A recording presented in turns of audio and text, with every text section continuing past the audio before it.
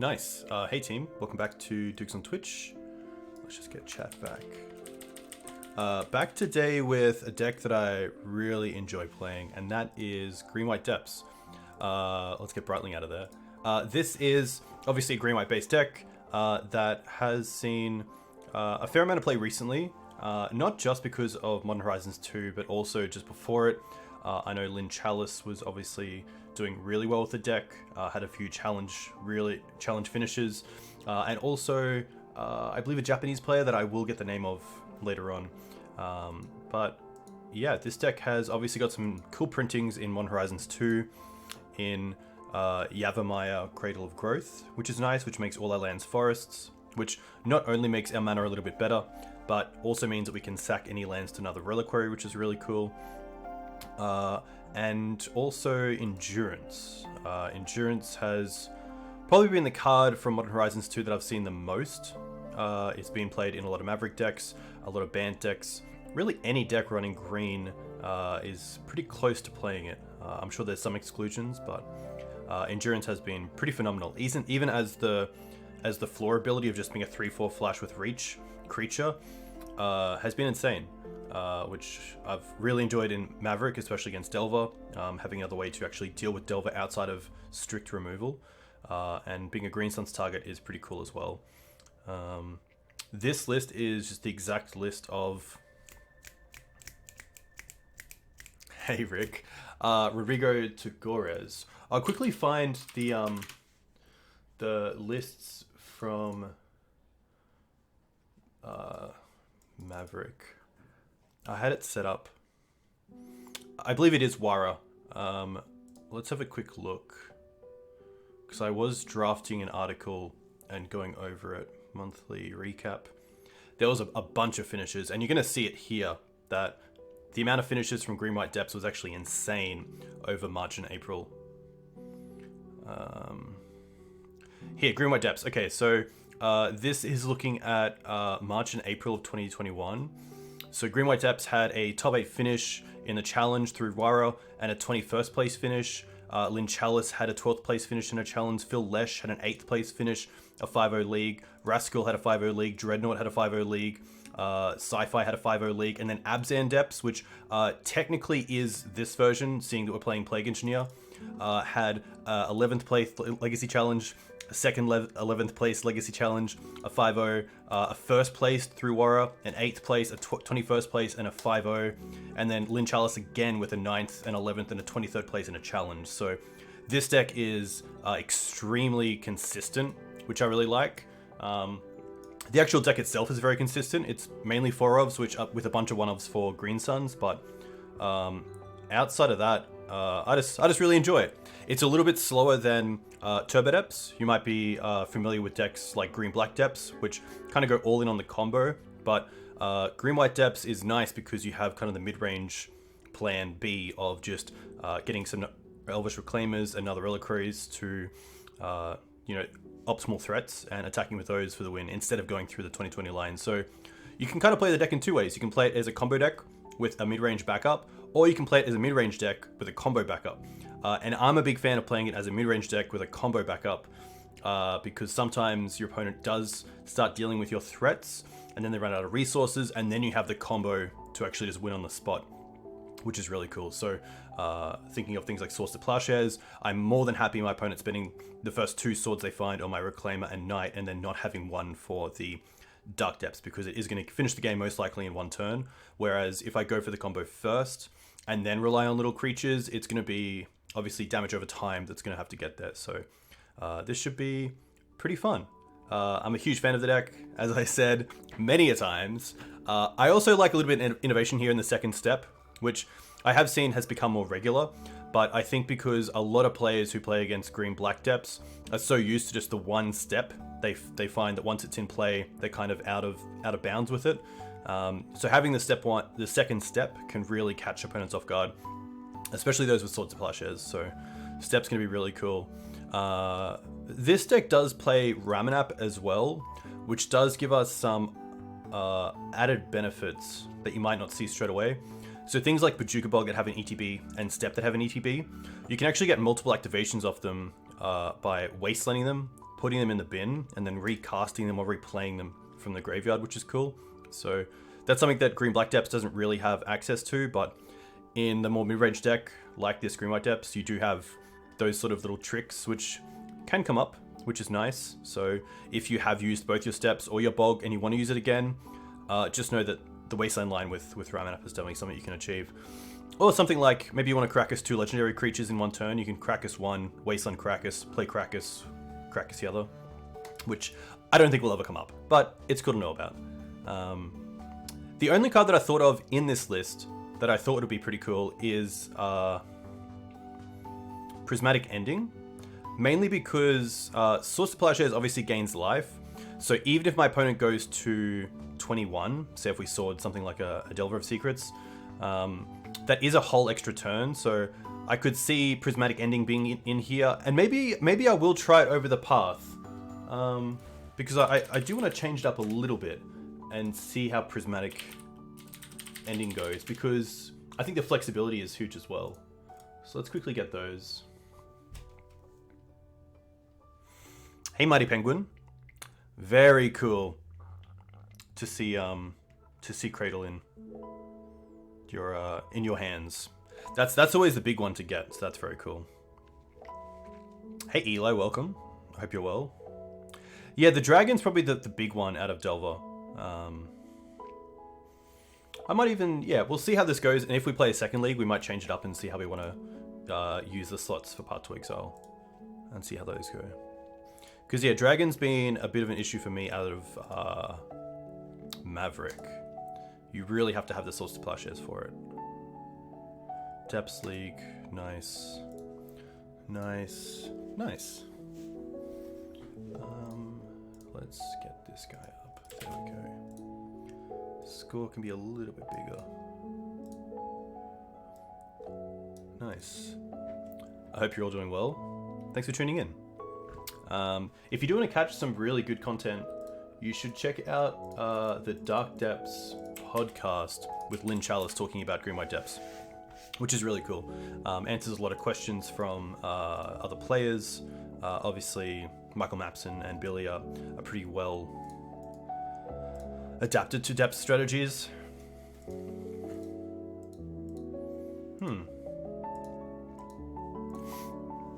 I think this one is fine because we can turn 1 Diamond Green Suns for Dried Arbor, and then have access to green and white next turn.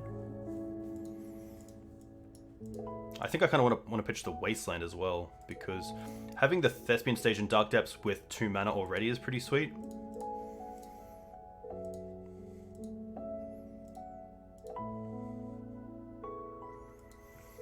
Yeah, Prismatic Ending, I think, in my opinion, has been the best card printed for Maverick in Modern Horizons. Turn 1 Reclaim is pretty nice, but I guess if my opponent's on some sort of removal deck, I guess it adds up, because Bolt is probably going at either Dried Arbor or Elvish Reclaimer. I do already have both pieces of the combo, which is nice, so I definitely don't mind just... if we go Mox Diamond, Thespian Stage, Arbor, next turn we just have the combo online, which is pretty sweet.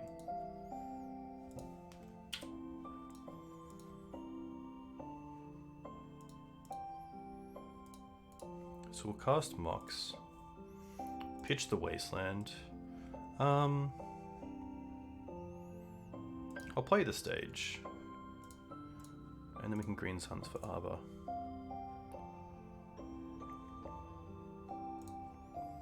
Hey, Go Chicken.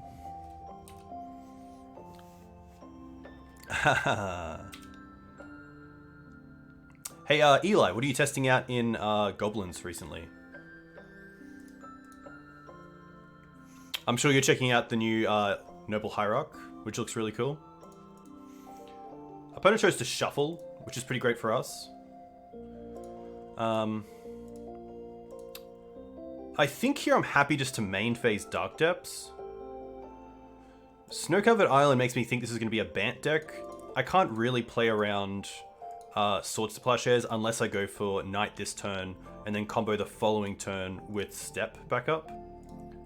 But because I currently have Dark Depths, and the next turn, if I do lose the Dark Depths, I can just play the second stage and play a Knight out. I think we're in a pretty good position, so... I don't believe I have to play around Wasteland, but... I think I'm pretty happy just making it here, because Teferi obviously is a turn-off. Jace isn't a consideration.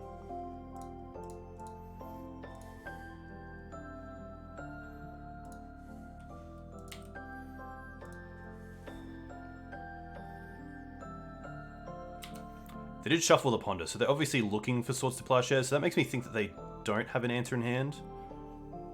And a Brainstorm is obviously going to...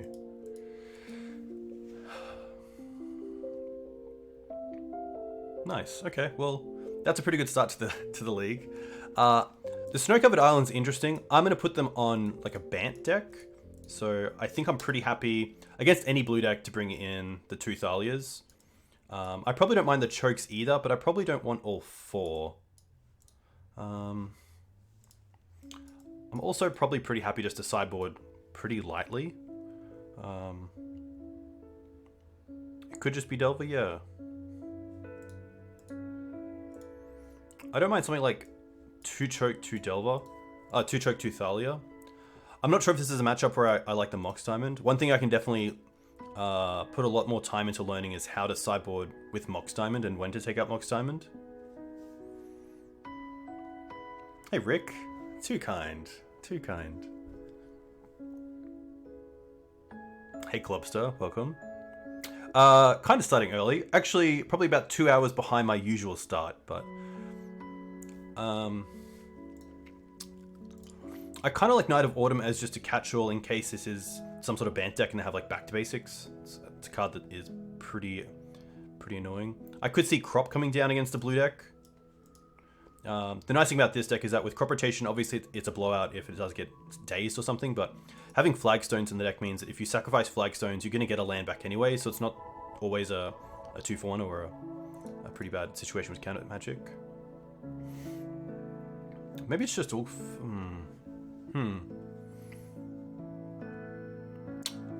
If it's an Uro deck, I do want the Bog, and I do want the Caracas, I do want the Double Step. Seeing the basic, I might actually drop a Wasteland. And then I might, if I'm going under 29 lands, I still think that's okay with the amount of Mox Diamonds we have, but I could also just see a Mox Diamond going. It's still nice to have the option of Mox into like turn 1 Library or turn 1 Thalia. It also gives us mana through something like a Back to Basics.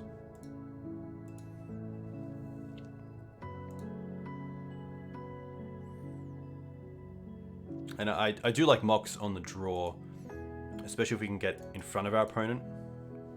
But yeah, maybe it's... I do want to see what the deck is first. So let's play game 2 and see how we actually what we're up against.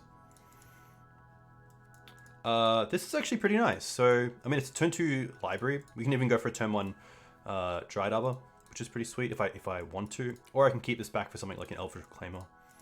Pretty happy to keep. Hey Westminster, thanks for the follow. Let me know where you're from. If you play Legacy, what you play in Legacy. And the same for you, Go Chicken Fry.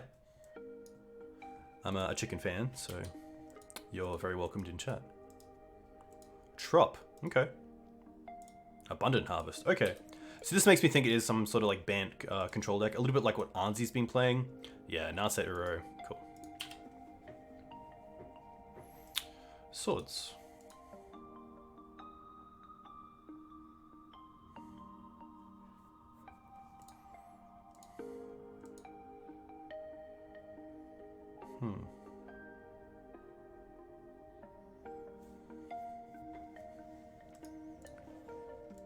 Yeah, I definitely don't mind turn 2 choke and try to keep the library from being countered by my opponent's first counterspell.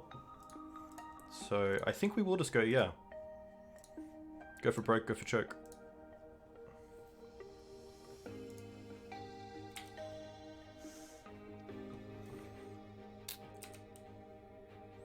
Delusion modern player, haven't bought into Legacy yet.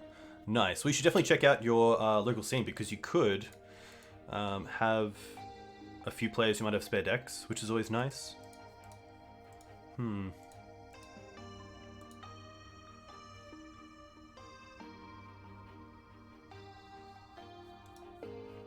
have a Mile not friendly with choke. Ah, okay, yeah. As in making their land stuff amount that they don't have to sort of sack. I think I will just go for choke here, because then if we draw a white source, we can 2-spell next turn with both Sylvan Library and Thalia. Usually with choke, I like to wait for my opponent to be tapped out, but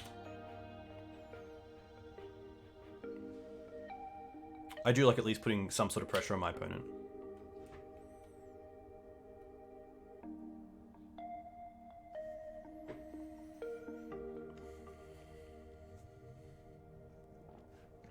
Ice Fang. Okay. Makes me think they have a counterspell. Okay. What's a small win for us? I always feel like I really want Rishanen Port in a deck that plays choke. I've definitely played around with Port in Maverick as just a target against some of the basic decks where Wasteland isn't as effective.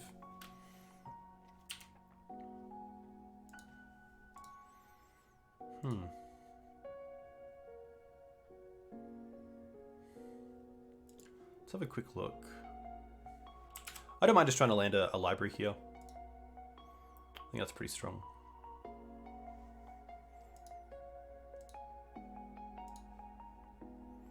Could also go for a knight. I could also hold up stage copy planes. That's not the worst either.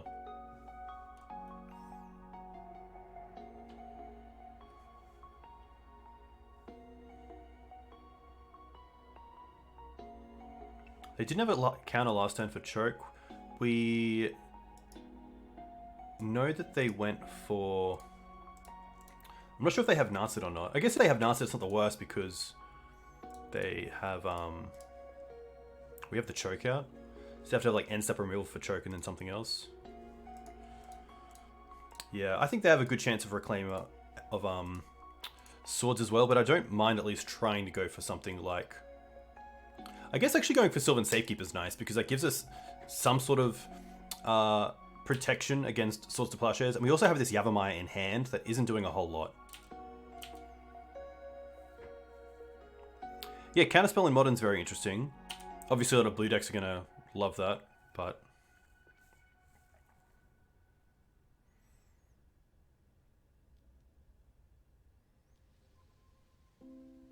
I kind of hope it's Uro. Prismatic Ending. Okay.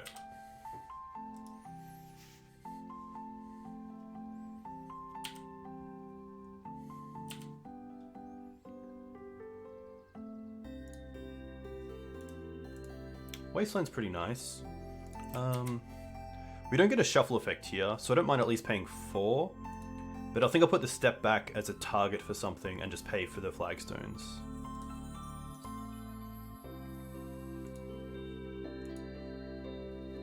Oh no.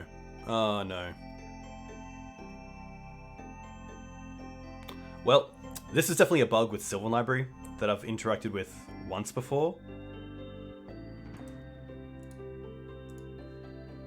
Alright. Oh no. Is there a quick way out of this or not? I assume not. Well, this is a new hand.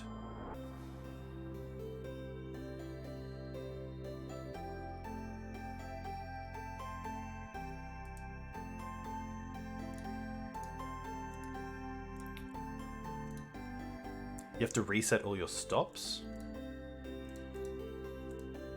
I'm definitely keeping this. Is this game 2? Yeah, this actually is a nice hand. I'm not too sure what...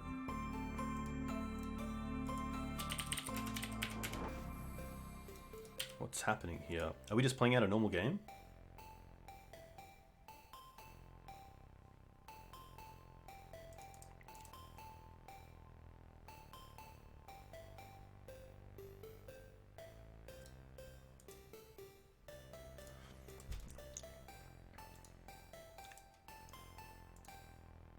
No, I don't want to yield. Sorry.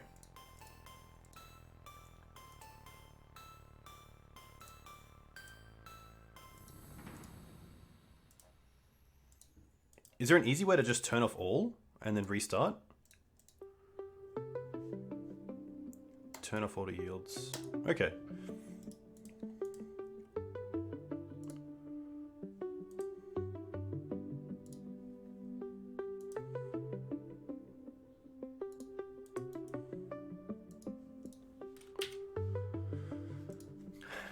This is how you create extra content? Yeah, bit of a yikes. Hopefully that's okay, because I did reset my stop here, main phase, I guess attack phase.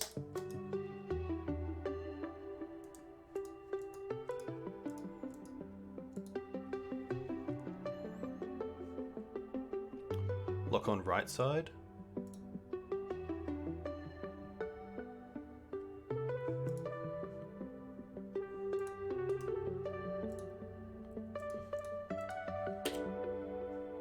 Ah, right side of screen. Ah, gotcha.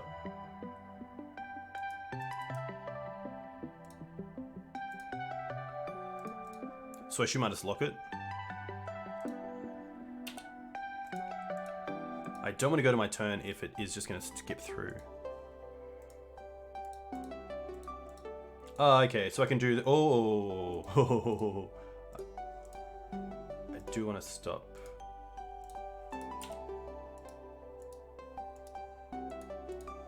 Alright. I'm just going to go for a basic forest here. Into Reclaimer.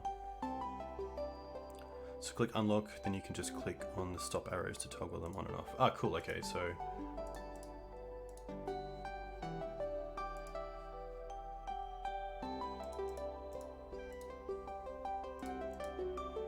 I'm actually just going to put them all on.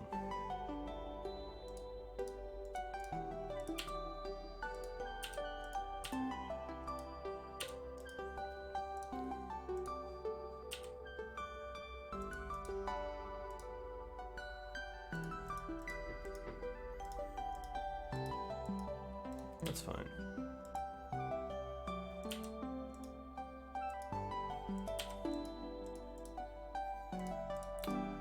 So what actually caused it? Am I going to cause it again with this Sylvan Library if I undo? Do I just have to be quite careful with how I stack Sylvan Library and how much I want to pay, etc.? Do not click undo? Okay, cool. Thank you. A huge thank you. that's classic. That's been a bug for a while now. I mean, I'm definitely no Daniel Nunes and no Slivers player, but I feel like that's something that should be fixed pretty quickly. Okay. I don't mind paying here. My opponent doesn't have too much pressure other than Uro, and we currently have bulk for that, which is nice.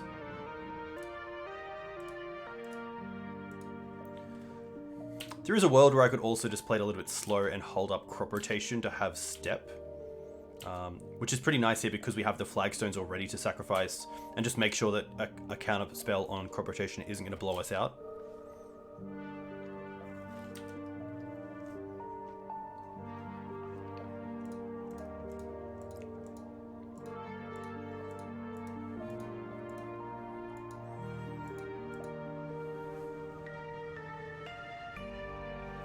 You've experienced the undo bug with Food Chain. Tough. We actually played against Food Chain Goblins on Thursday night on Maverick, and it was a sweet game. In game 2, they just went off. Like, I don't think they had a board, and then they played a creature into Food Chain and just went off. Uro's fine. A little bit annoying because it does put them to 21, but I think that's going to be okay.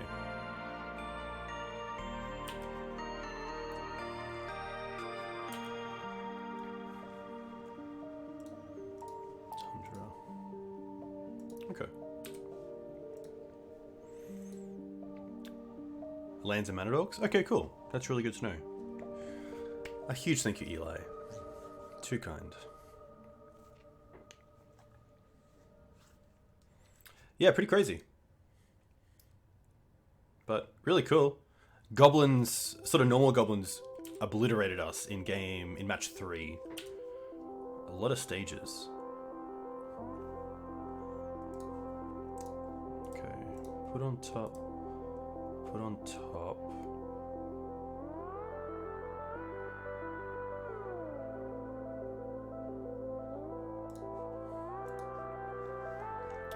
I do want to get rid of the Uro, so I think Natural Bog here is fine. I do also get a hit in here, which is nice.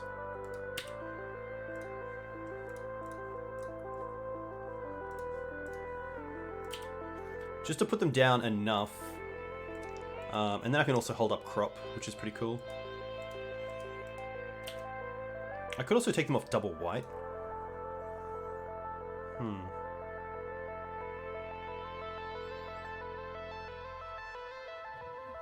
I could use Thespian Stage to copy, say, Trop, and then sack Stage instead of sacking my Forest. I could also just copy Trop so that I have a green source to untap with.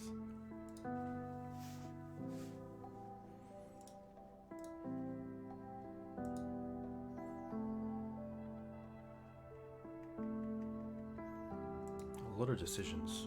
So many different lines, which is really fun. They're down to 3 cards. So I think trying to keep them off double spells is pretty good. I think we will do that. We will... I'm actually just going to copy Forest.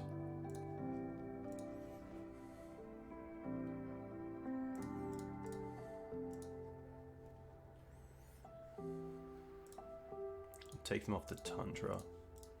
If I can bottleneck their white sources, I'll be pretty happy. Double hitting green? Yeah, I guess Endurance is also a card to be considered about.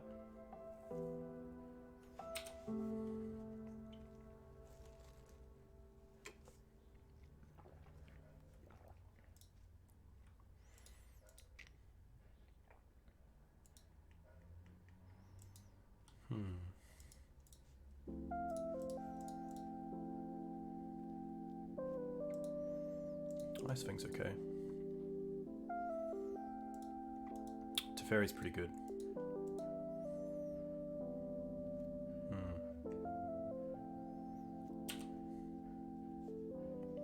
We do get new cards off this, which is nice. Okay. Well then.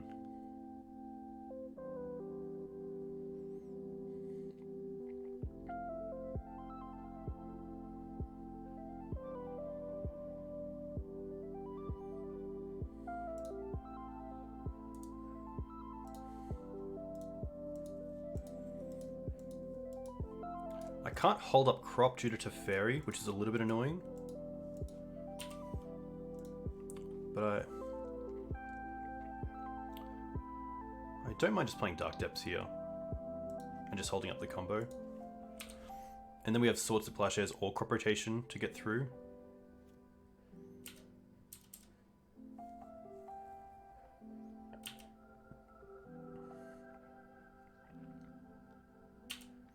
They can also Prismatic Ending at instant speed due to Teferi, which is pretty tough.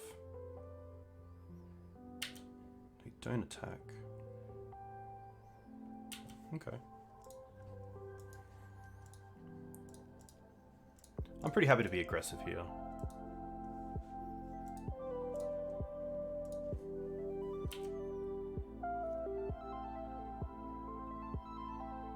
Swords is actually fantastic, especially with Sylvan Library in play. A Mox Diamond would be great, but we can't find that. 2, 4, 6, 8, 10. I don't want to discard, so let's go put Crop on top. 2, 4, 6, 8, 9. I can play 2 spells this turn.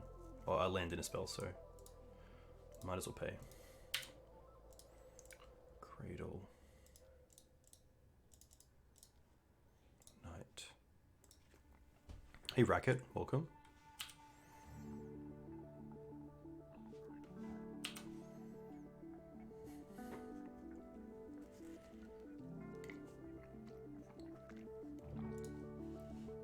It'll be interesting to see how aggressive my opponent is with Sylvan Library, and they paid an extra card, so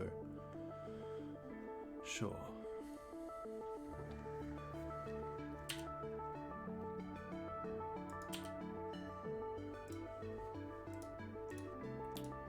Interesting.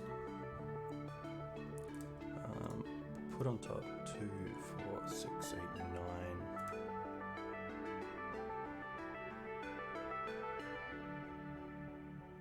I should have kept the Thalia, but that's going to be okay. So I don't mind trying to give Pro here. If I swords the Ice Fang and have another Ice Fang, then it's just really tough. And I don't mind throwing away one crop here. So we'll float white. Crop away flagstones.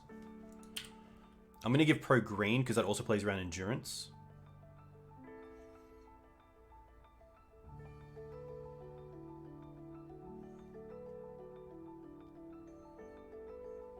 They're going to force it hard cast. Okay.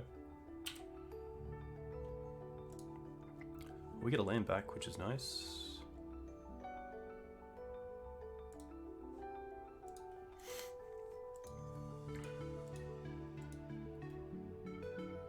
They didn't allow us to crop. I kind of like just cropping again, to be fair. Actually, no, they're down to, yeah, sorry, they're down to 1 land. So I think here we just want to swords the Ice Fang and then attack the Teferi.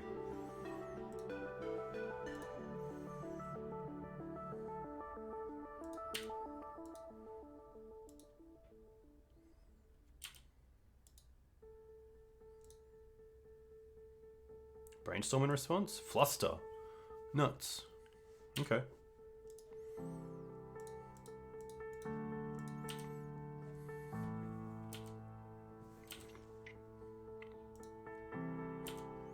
Knight of Autumn on the library is also very good, yeah. I do have to think about that. I just didn't even think of that as a play. We can crop again here, which is nice, and take out the Teferi.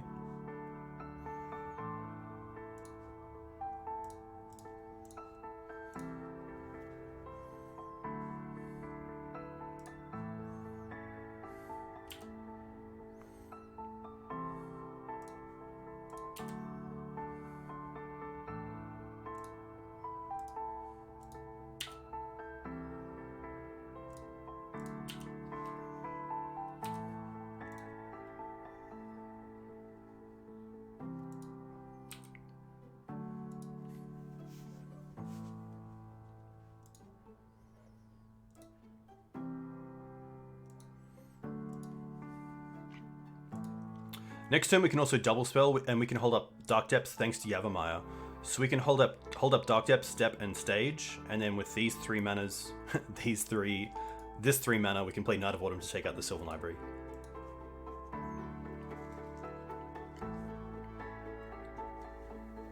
Hey Eternal Magic BR, welcome. I hope you're doing well. I love your content. You guys are really good to tune into.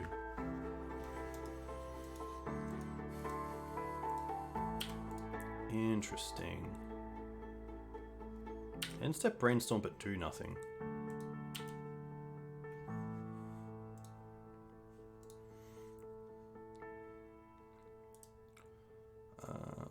Put on top. I actually don't mind just paying here. Play Depths. And now we can go...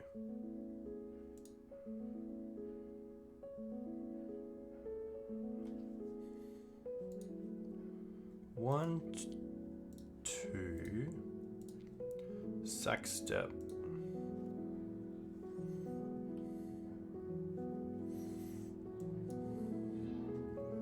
What land do I want? Probably just a wasteland is fine here. Just to have the wasteland, I don't mind. 3, knight.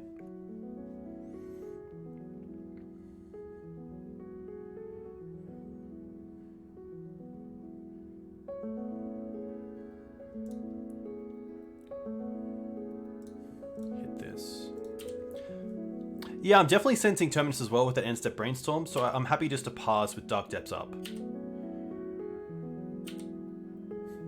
And then we do still have a second step, which is nice.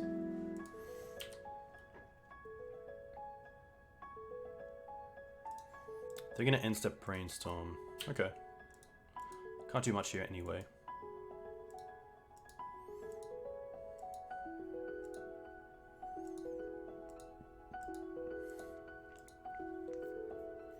They're also just at 10. I mean, they're at 7, sorry. So this knight is nearly lethal by itself. I don't have to win with the Dark Depths. Hey, Red the Reckless. Pretty good. This is only match 1. We got up game 1 just with the turn 2 Lage, which is really nice. But overall, I can see online it's been performing really well, which is great to see. This is Endurance. Okay. Oh, they're actually going to maybe shuffle our stuff back, which is pretty fantastic because it means we get back a lot of things to get with... Oh, they shuffle their stuff. Okay, that makes sense.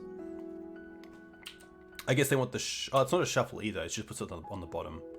But actually getting back some of these lands into the deck is pretty good for us from a search perspective.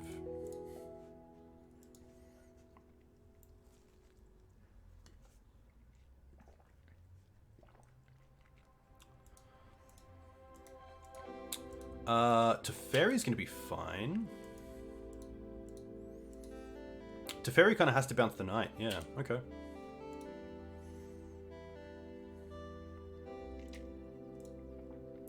But I mean, next time we get to go double knight. Their own library. Okay.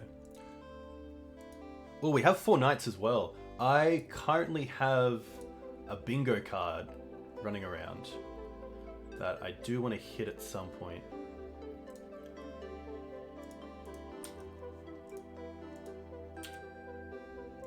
So close. Hey, Bookish Matt. Welcome. Double Cradle. Okay. 2, 4, 6, 8. Put on top. I am going to pay just to dig a little bit.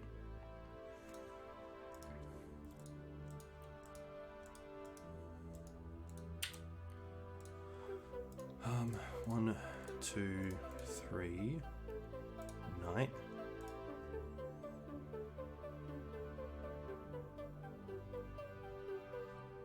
Land. Oh, no, double white. I need double white. Ah, no. That's all good. We still have Dark Depths up here, so that's actually not too bad. We good. We good. I do have to consider my clock as well.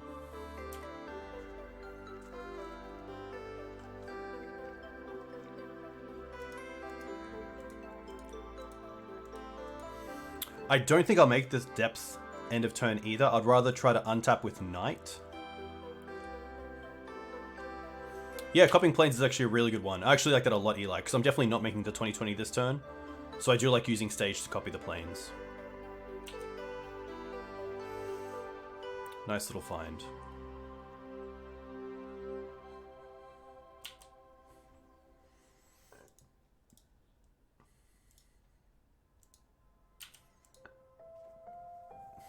Time to rip Rift Bolt. Oh, they're at 2? Interesting. Wow, I didn't realize they were at 2. Swords on Knight, that's okay. That's heaps of time.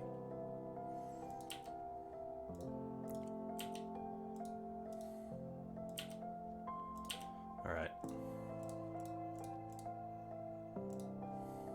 Just gonna copy the snow-covered plains. Rough, now we can't hit our bingo card, but that's fine. That's all good. These things happen. Put on top, put on top. I do like the shuffle effect here.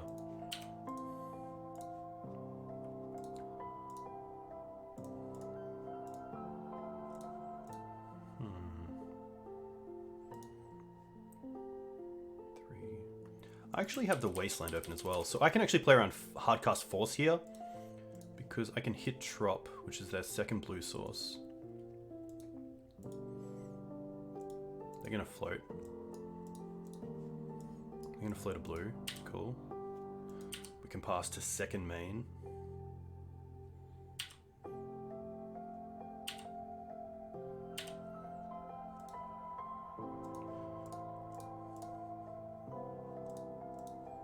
Knight.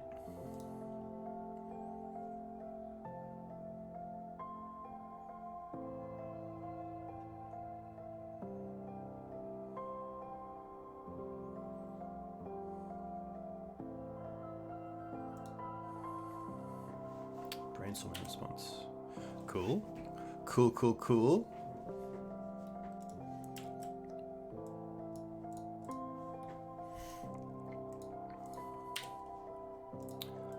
Dried Arbor is nearly a lethal threat. Oh, they are going to force. Nice, okay. That's okay.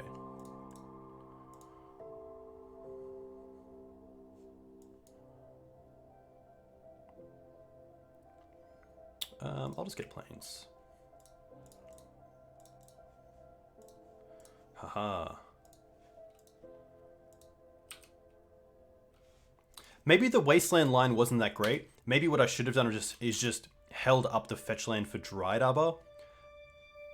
But I guess we'll never know. Opponent being 1 is pretty crazy. I guess an Uro does get them a little bit higher. But they have to find it first. Wow, nothing. Step or crop. Step or crop would be fantastic. Ooh, Green Suns. Okay. Ooh, Green Suns can get us Ramanap into Step. That's pretty cool. Maybe that's enough. Put on top, pay for this. Excavator seems really good. The other option is going for... I think it's just going to be Step. But the other option is going for Sylvan Safekeeper, which is pretty interesting.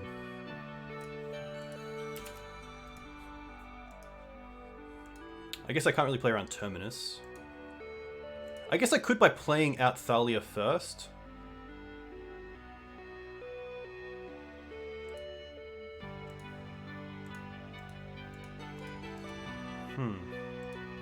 But I'm going to assume they're on the EE plan. Because we get to play the land from the graveyard, but if we want a Green Suns first... Oh, we have the Mox Butt, so we can go Mox, pitch the Yavimaya, and now we have Thalia first to play around Terminus, just in case.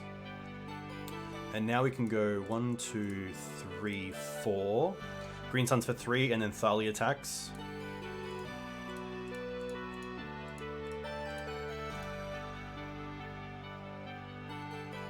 They can hardcast Force here, I guess. Nothing. Okay. Get Ramanap. Nice. Get Step. Cool. I guess just in case they have removal, I'd rather them use it on the Night of Autumn.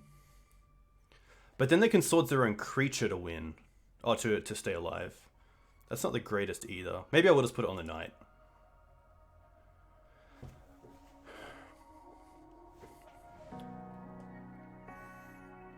I think so they can't Swords their own creature. I'm happy to give the Knight pro green. I guess they could still Swords this in response, so it's not the worst.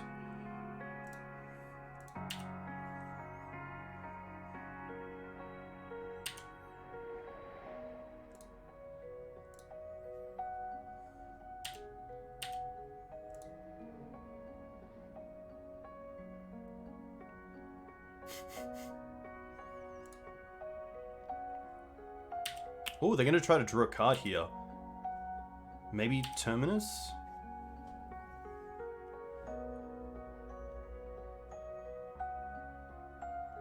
They have the swords. Okay, at least we're getting 12. That's not too bad. I'm okay with that.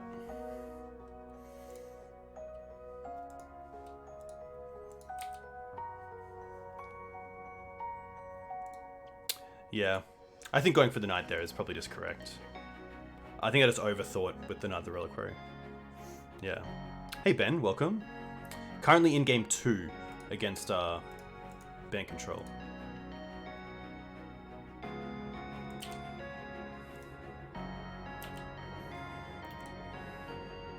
Ooh. Put, actually at 32 I'm happy just to pay for all of these.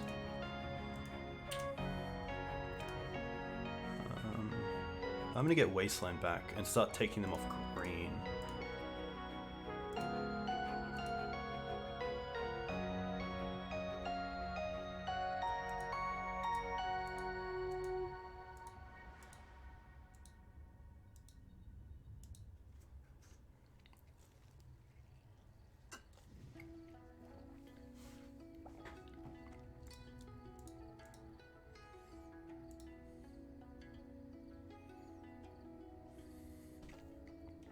Gather Mine play, can't take them off green. That's correct. Yeah, that's true. That's okay. We can't do anything in response.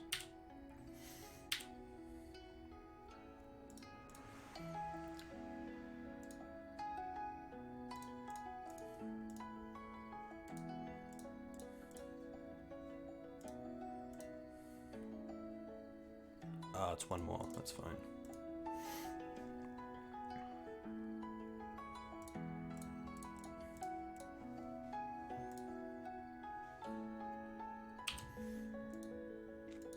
I have to remember the mocks as well.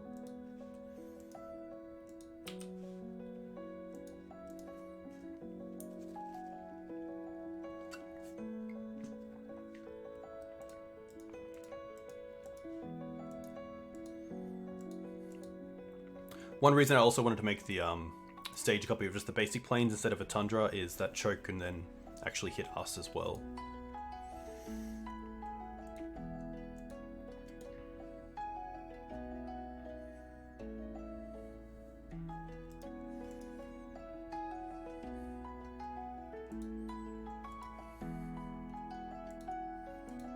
That's fine. I can't flash in Endurance yet because of the Teferi.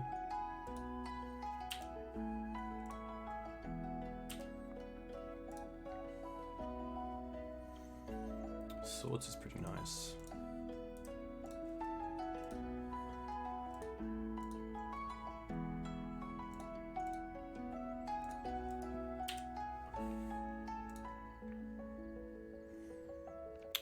This is probably where I just want the Safekeeper.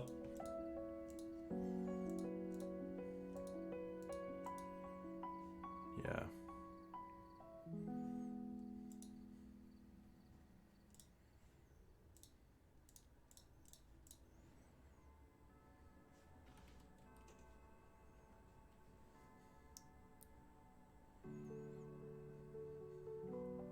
I can't flash in Endurance just yet, I believe, because of the Teferi, unfortunately. But that is a very cool line, Matsol. And welcome. I hope you're doing well.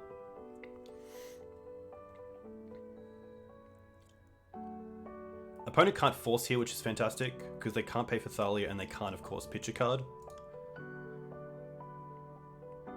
So I think we just go for Safekeeper and pass with Dark Depths up and also Knight.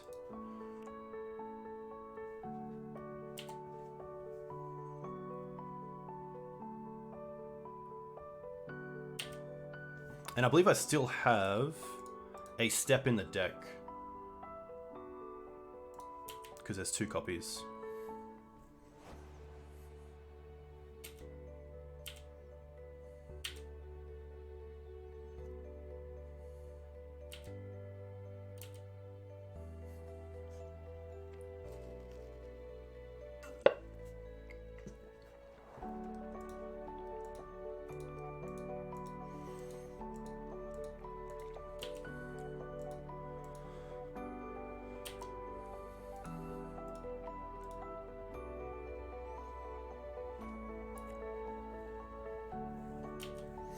Why didn't you Swords the Codal and attack with all? I could have definitely done that. I think I'm just playing it a little bit safe. Alright.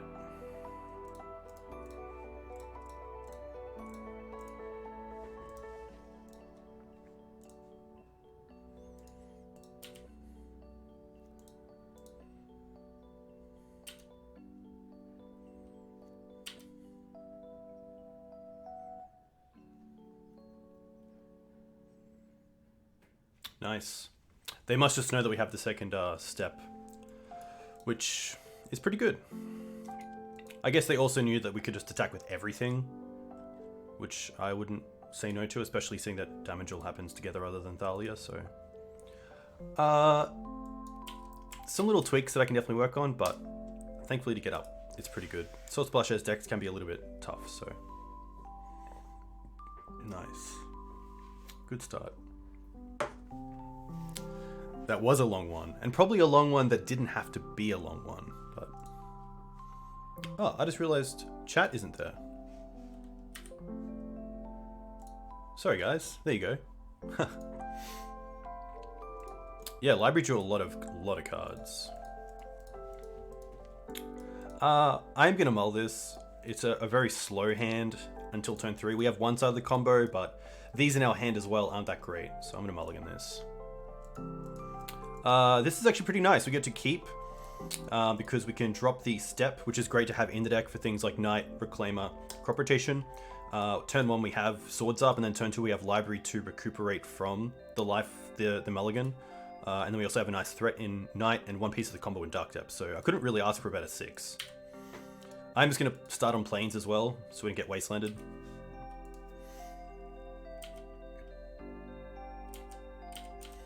Yeah, luckily, sometimes just taking it slow does help, which is nice. Okay, this is probably going to be Merfolk, which is pretty interesting. But we just got the other piece of the combo, which is nice.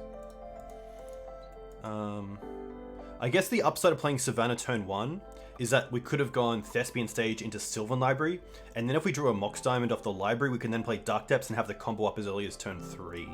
But here, we're just going to play out this library and hope for the best. Cards you never want to draw include Step, Dried Arbor, Progenitus. Probably Batterskull is up there, especially for Stoneforge Mystic decks. I hate having Batterskull on my D&T opener. But sometimes it's okay because your opponent might not see it coming. Ooh. Okay, this must be Esper Vial. And there's the Mox, so a little bit punished for not playing Savannah, but I'm still fine with where we are.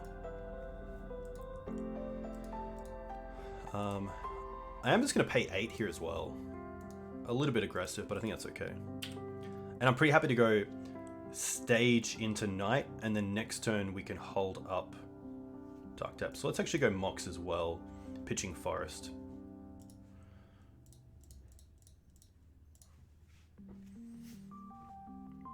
I guess we could play around Charming Prince and Swords the Strix here.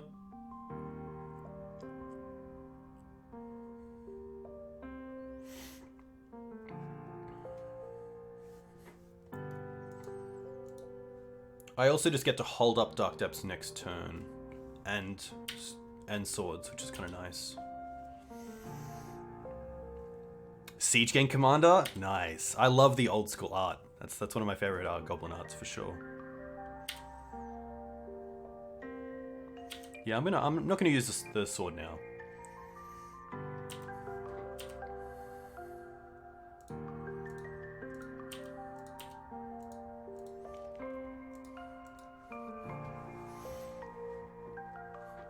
But aren't you a goblin lackey? Haha. Nice. Hey Jasper. Yeah, the mulligan was pretty nice. Definitely can't complain about that 6. Hey Golands, thanks for the follow. Let me know where you're from. Same with Baba Papalup. Haha, love your name.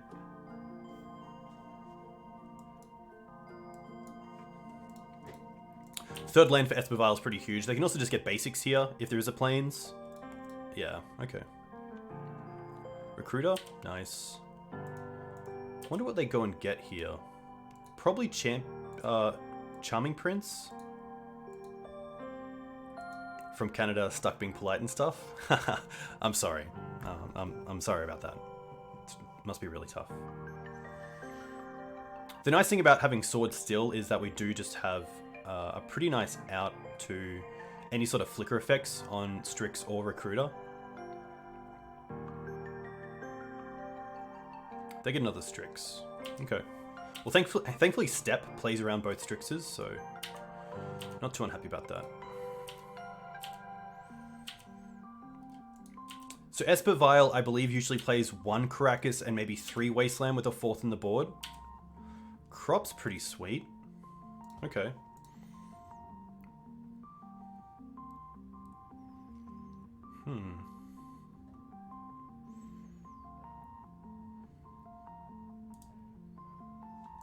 I'm not playing the Reclaimer here.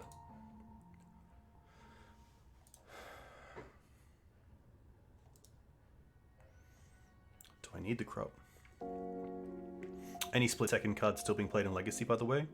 I would assume just the new sack a creature from Modern Horizons card is the main one. I would say the other closest thing is like, I think Corrosion Grip just got kind of outclassed by Force of Vigor, and Sudden Shock doesn't seem to see too much play. I know Lamb Fam used to play it in Blue-Red Standstill, which is pretty sweet, but probably just the new sack effect card. The question is, do I want to actually get a card here? I don't think I do. I think I like just holding up the crop. And then I'd probably rather play around.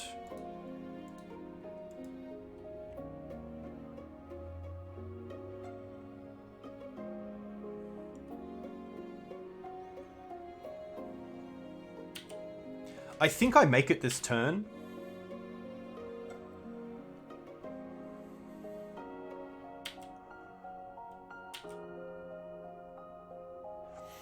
I think I'm happy to play around Wasteland.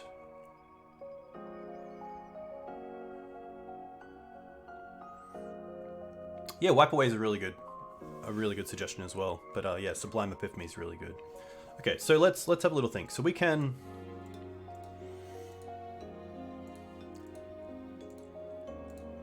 So this covers both crop and swords. If we make the 2020 now, we're open to Caracas. We're open to something like Palace Jailer, but we do have Step for that off two ways. Skyclave Apparition doesn't hit tokens, so Skyclave Apparition cannot deal with the 2020, but Flicker Wisp can, which is usually, I think, like maybe a 1 of now, maybe a 2 of in Esper Vial. My only thought is, if I do it in their turn, there's a small time to get a Yavimaya to tap for mana, but... Hey Phil, welcome. I hope you're well. They do play Venser, yeah. I think because I have both of these, I'm okay with just going for it now.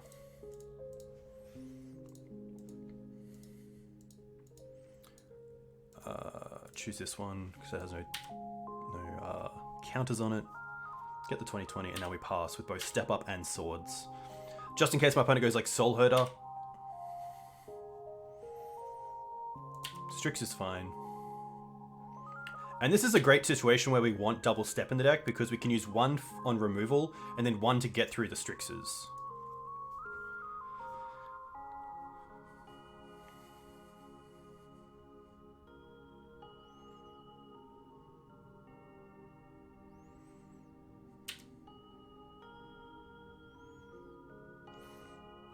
So something like Soul Herder isn't too bad either for my opponent because they can Soul Herder the Recruiter to go get Flicker Wisp off the Vial. 4th land. Okay.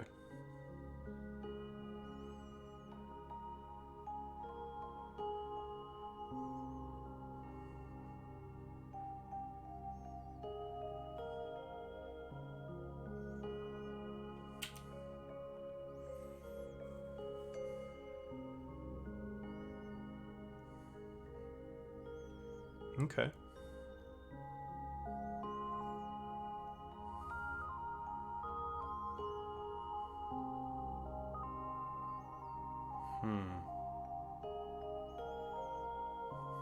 Okay.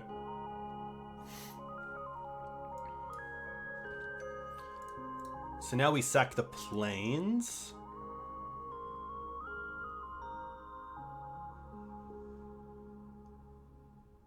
Go and get Step. Ooh, okay. No.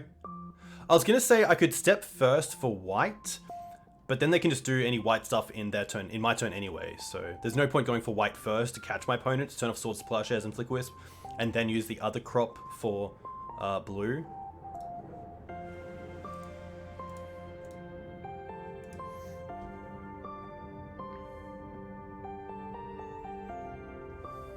Now they're going to Swords in response. The question is, do I actually just let this happen?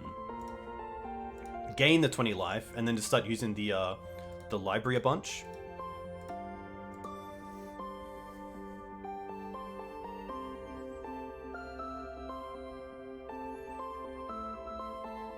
Because I feel like if my opponent did have Flicker Wisp...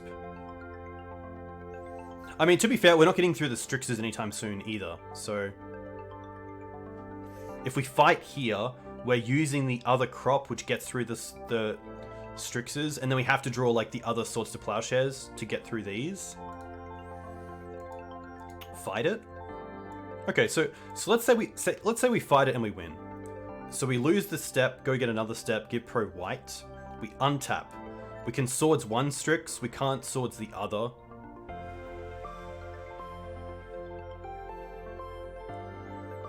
I guess there's a world where we get to draw into Ramanap, and we could cast Ramanap, cast Step.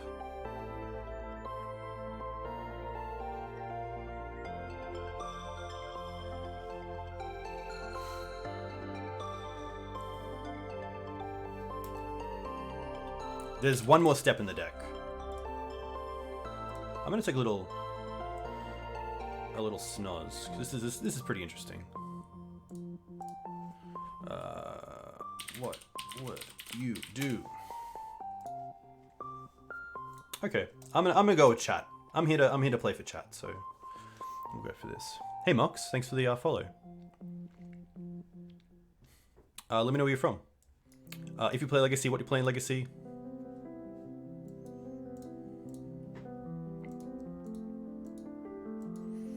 The tough thing is if they have Flicker Wisp, we just lose 20 life now. We don't even gain this, so that'd be pretty tough. Pro white.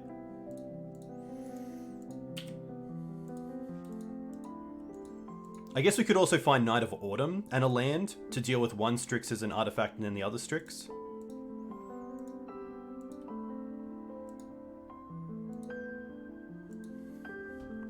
You would let it go, Mitzol? Yeah. I think the 20 life is just so huge with Sylvan Library, but maybe it's a case of just trying to go in on this next turn to try to get there. And then this one resolves, we get pro blue. We can blame chat.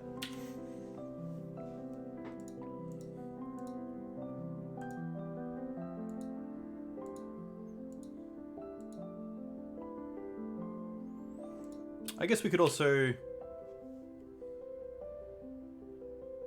What's this going to be? Hey, F3. Boring green-white cards? How dare you? How dare you? These green-white cards have stood the test of time. Soul Herder. Flicker probably Flicker Recruiter here. Ah, Flicker Burrell. Okay, and then Return Recruiter.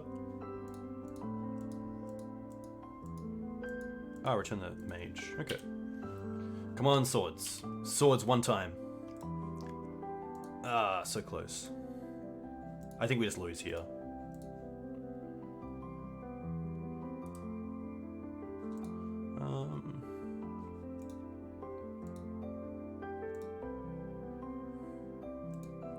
I guess we can swords the target of Soul Herder to keep him off that.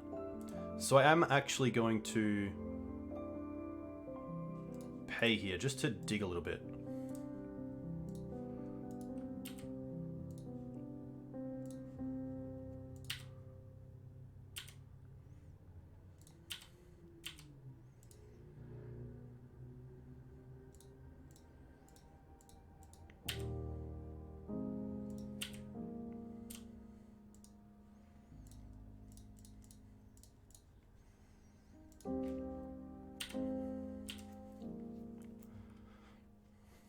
There is still a chance.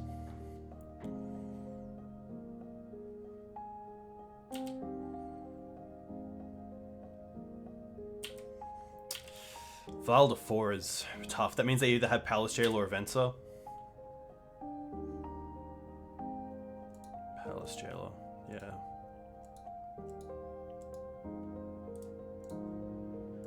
I'll concede there. This is gonna be tough. I do like the Force of Vigors. Maybe I just like the Oof. I definitely like the Engineers. Engineers are fantastic.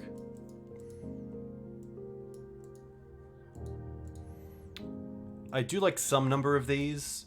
I do like that Force also hits Baleful Strix, which is pretty sweet. I don't think Endurance is really a key part of this. I do like Oof because it is just a 5 of with Green Suns. There is a world where Mox Diamond isn't that great in this matchup, where I could just cut the Moxes, but maybe I do like the extra bits. Yeah, Path is pretty interesting as well, especially if my opponent goes for their 3 basics early on. I could see myself cutting a Sylvan Library. And Bajuka Bog for the extra path. Something like this. Swords are great, Crops are fine, Elvish Reclaim is fine, Sylvan Scapekeeper is great, Roundup's awesome, Night of Autumn's awesome.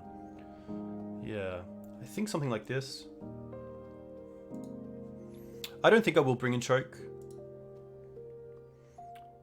They just have a lot of other ways to make use of their mana. I think this is okay. Actually, I guess I do need the Moxes because Plague Engineer is a black card. We don't currently have that many black sources. So it could just be a trim.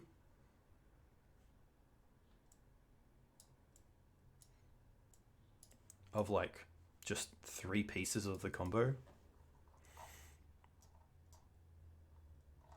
I could also go down on Adepts, to be fair. I think it's going to be pretty tough actually going off with the combo this matchup.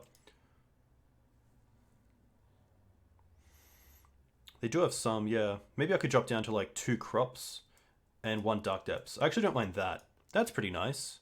This is still 60. And now we still have our main beaters, which is cool. Okay.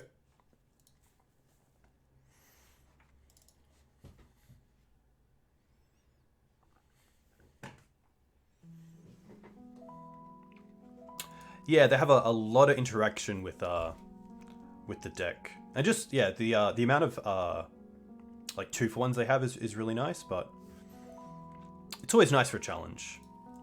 And this hand is interesting. Oh, we actually run a Scrubland. I didn't even know. Ah, cool. Okay, that makes sense. It's pretty reactive, but it's not the worst. Yeah, Shep's pretty good. I used to run, I know Dom, Harvey, and Jarvis played a version with Shepherd before. That was really solid. It's also just really nice as a Green Suns target because you can just run the one of.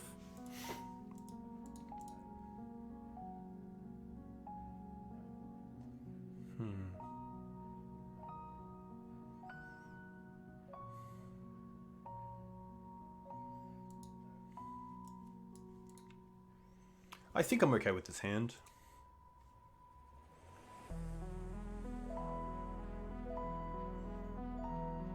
The question is, what's it doing? I mean, if my opponent doesn't play a creature early on, then the Plague's going to be stuck on my hand for a little bit. I don't mind getting to a hand that actually have a plan, and this is a bit better. We also have double Green Suns, which is nice, so we can keep this and turn 1 Green Suns for Dried Arbor, and then turn 2 we have Night of Autumn for Aether Vial, which is really nice. So maybe it's the second Green Suns that I don't want. Although Green Suns for Oof is also interesting. It could just be Reclaimer. It might actually be Reclaimer. Because if we turn 1 Green Suns for Dried Arbor and then don't hit a land, turn 2 we can just Green Suns for Elvish Reclaimer. I don't mind that. So let's go Savannah into Dried Arbor.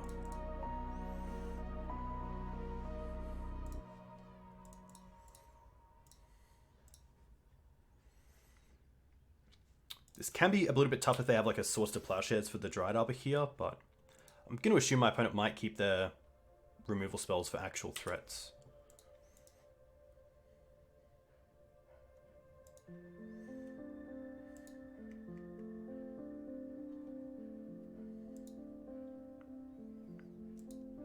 Okay. Now the big question is, do we have a land on top? No. Oh, we're in draw step.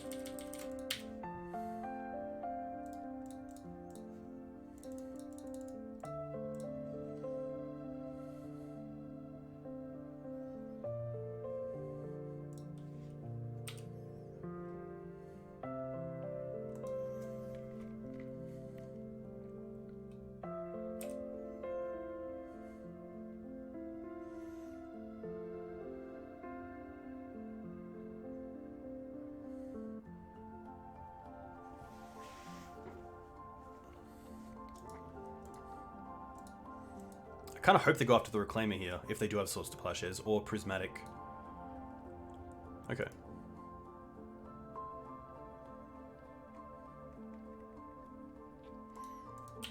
Come on, land. Oof, nice.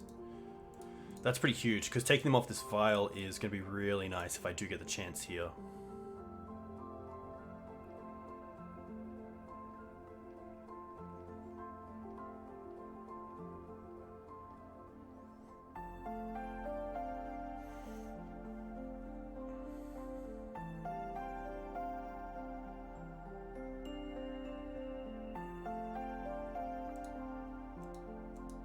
Nice. Well, that's pretty good.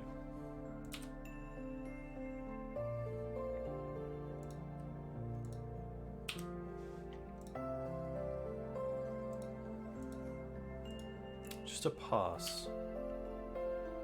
Stage. Okay. Is there any reason not to attack here? I don't think there is. Does anything have flash that I have to worry about? I don't think so.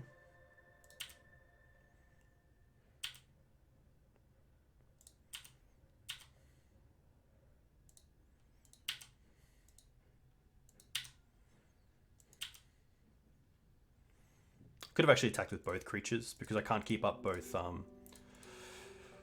swords here. I also just like being in a situation where something like Palace Jailer can't take this over, can't take the game over. So having multiple threats is really nice.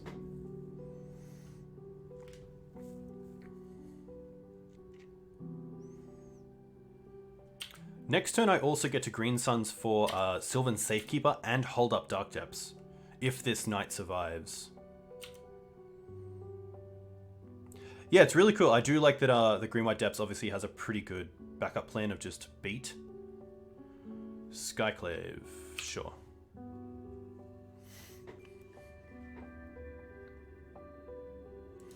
Yeah, I mean, I could definitely see a lot of games where you don't win 3 or 20-20.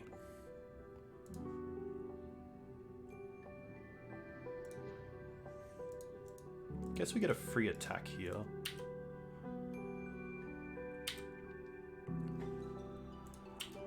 I think we just want to go for Green Suns for Knight again and hold up Path. They're going to trade these. Interesting. That's fine. We get a 3-3 now.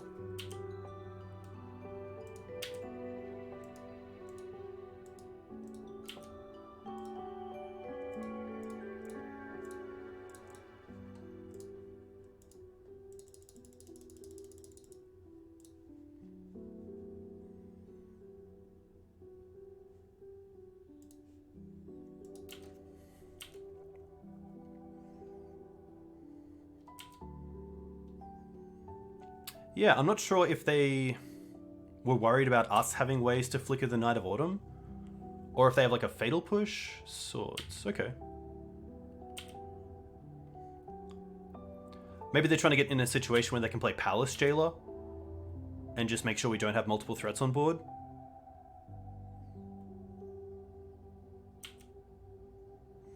Because if they did have, like, end of turn Swords, untap, play Wasteland, Wasteland Dried, upper place Palace Jailer, take out the Illusion, then I can see where maybe trading with the Knight there is what they want to do.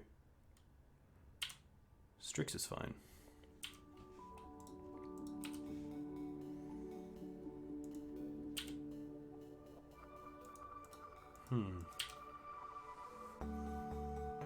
Pretty happy to attack with both here.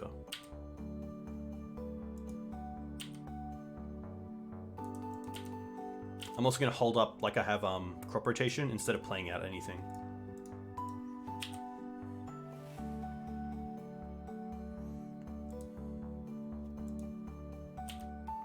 We can copy Dryad as well, which is really nice.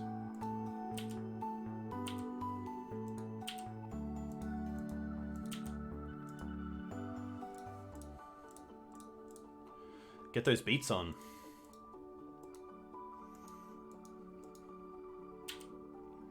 I guess we can copy again with Stage, which is pretty funny.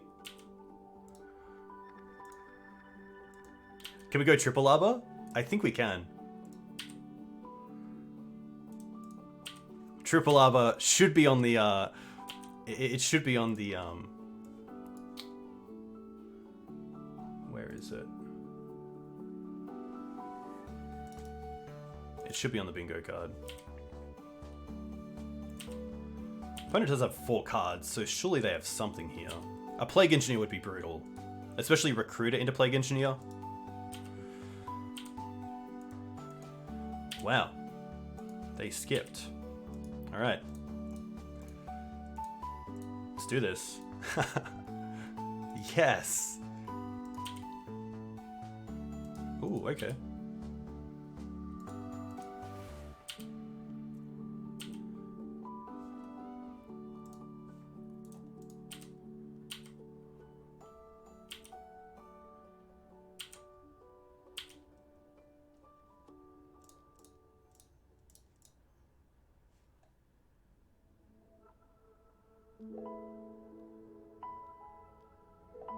Force.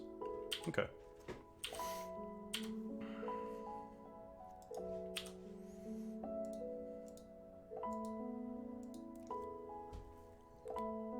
Land, sure.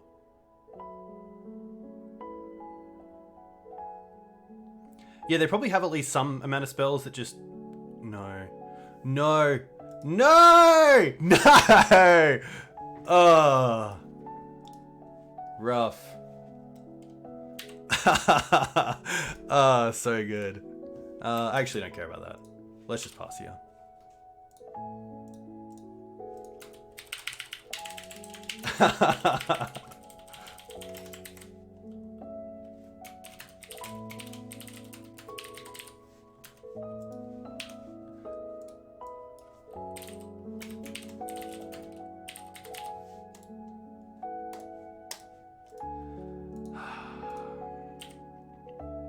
We will rebuild. We will rebuild. Hey Army, hope you're well.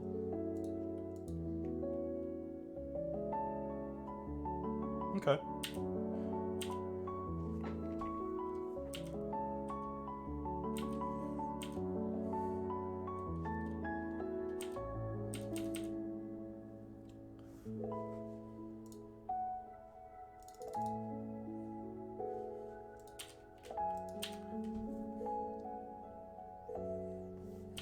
Ooh, getting aggressive here. Yeah, Safekeeper obviously a bit worse, losing those 2 lands. I guess 3 lands.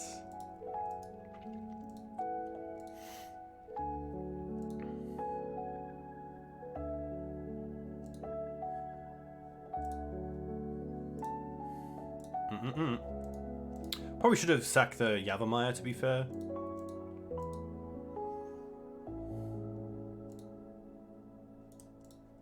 Alright, that game's over. That game is over.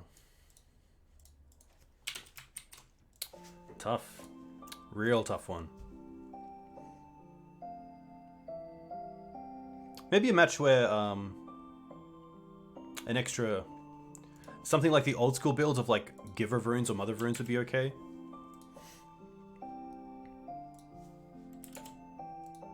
Up against Force of Fill.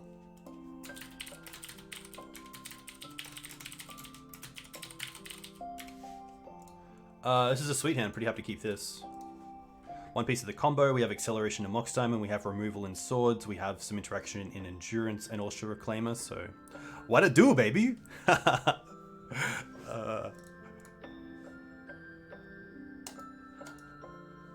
Phil went down to 5.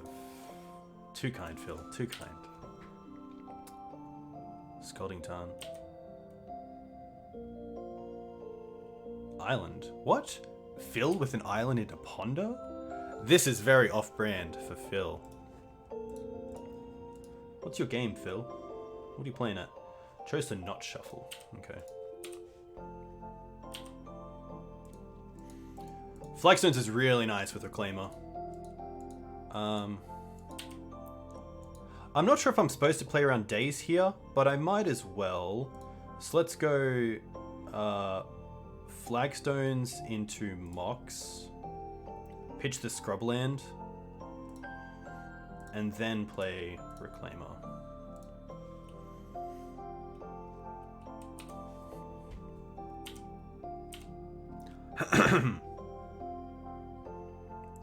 Phil is definitely a Miracles guy. Ooh, okay.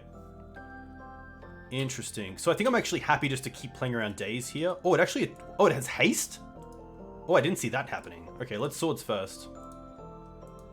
Okay. Well, that worked out pretty well. Because now we can turn Elvish Reclaim into a 3/4, which is pretty sweet. That's what dash do. And I'm definitely going to fetch here. Just for a basic. And then just hold up Reclaimer.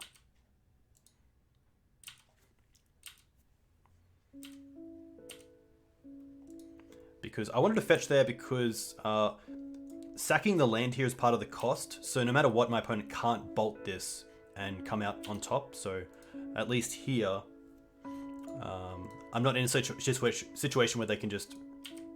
Oh. Oh no. Oh no. Oh, we have Green Suns. That's okay. They have one card left as well. So we're going to be Gucci. We're going to be fine. Unless it's LED. That would be poggers. Alright. So let's sack and sack flagstones. And now we get 2 lands, which is really nice. So let's get Savannah first. And then get Thespian Stage.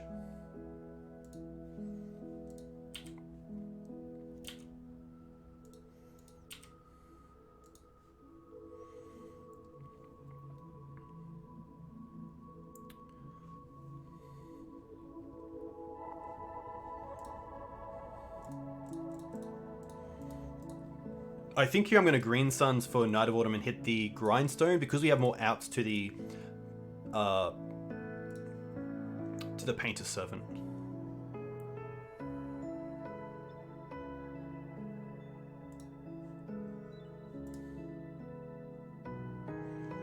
I think that's correct.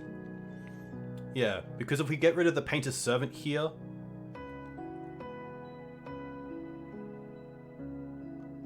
then we don't have any other outs to the Grindstone.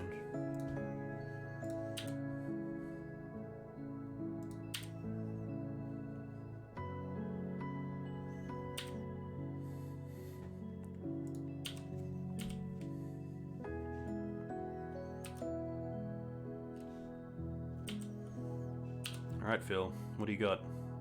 Ponder. Alright, let's see a shuff. Let's see a shuff here.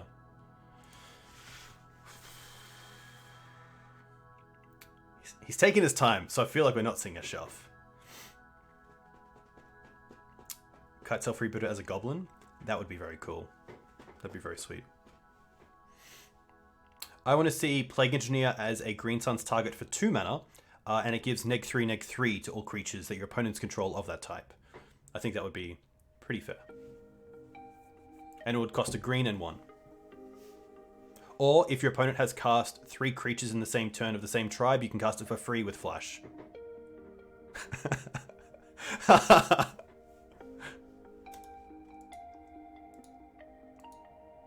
Chose to not shuffle. Alright, what do we got? Double red. Ragavan. Okay. Down to 0 cards. They are attacking. Interesting. Well, definitely blocking. Am I missing something? No. Okay, good. Wasteland's pretty strong here. I will take them off a land. And then just hold up Dark Depths. Yeah, okay. They obviously knew on top with Ponder, so tough. Dang, you should work for Watsy. Okay. We like the Force of Vigors. We like the Collector Oof. I probably don't mind the extra Pathers. Seeing they're actually playing the Ragavan as well. I'm going to drop a Library. I'm going to drop Endurance. Night of Autumn's fantastic. Safekeeper's probably okay as just a creature. Bojuka Bog's interesting. I wonder if they are playing some sort of goblin effects, like Goblin Welder or Goblin Engineer. We do have Caracas for the little monkey as well, which is nice. It might just be a small trim of things.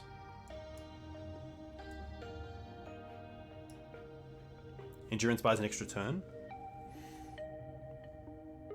Interesting.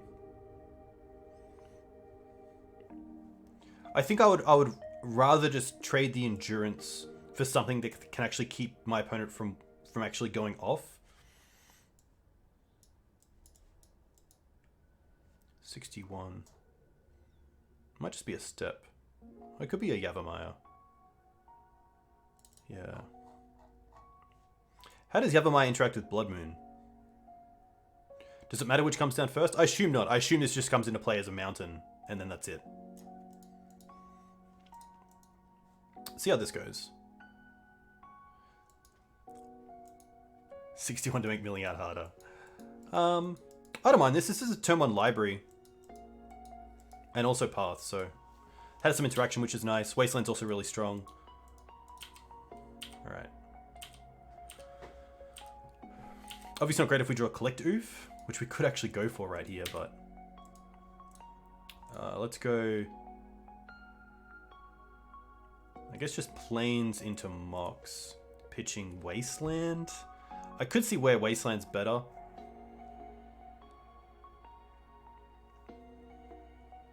But I do like the Duck Depths just hopefully wins this game really quickly. So actually I'm going to bottom the Wasteland here. We also have just as many Duck Depths and Wastelands in the deck. Because it's 3 and 3, right? 3 Wasteland and 3 Duck Depths, yeah.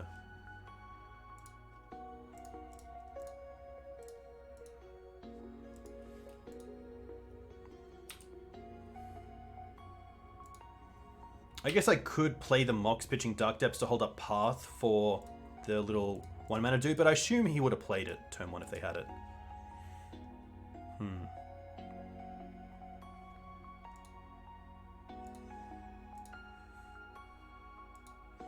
Going for basics. It's pretty good for us. EE for 2. Okay, well we do have Collect Oof, which does turn off our own Mox Diamonds, but we did just get that. Oof. Oof. I'm definitely paying here. I'm not even going to think about that. Oh, because now we can just hold up the combo, which is really nice. So let's play Stage. And then Mox Diamond the Wasteland. This seems pretty strong. I could also... Yeah, I think this is fine. I could Green Suns for Night here to take out the Engineered Explosives, but I think this is a little bit better.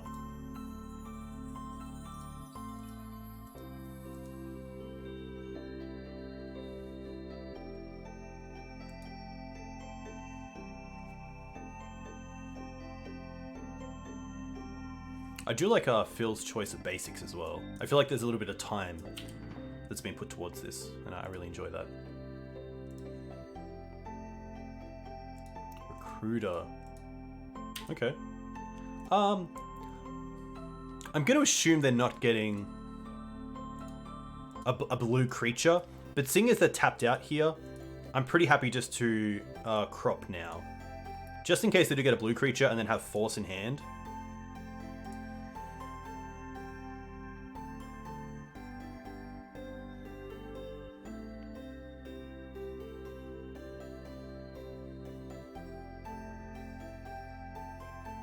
Nice. A little bit unfortunate there for Phil. I mean, double Mox starts are really nice, especially with Sylvan Library, and then just to find the combo so quickly is pretty tough. Oh no, my coffee! All good. All good, it's finished. I saw my coffee in the corner of my eye and I thought I hadn't finished it, but thankfully. I'm just gonna go to the bathroom real quick. I'll be back in a second. Stay tuned.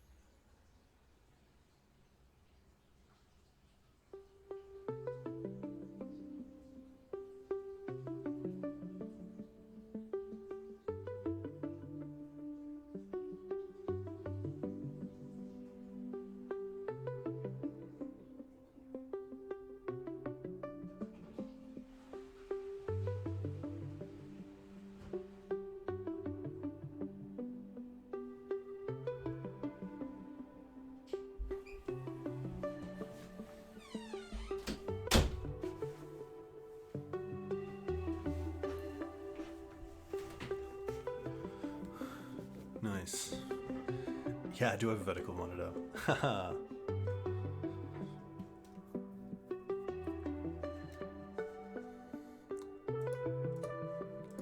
Alright. I'm gonna quickly text someone. Hey, thanks, Jasper. Too kind. It's actually a little bit... What's that?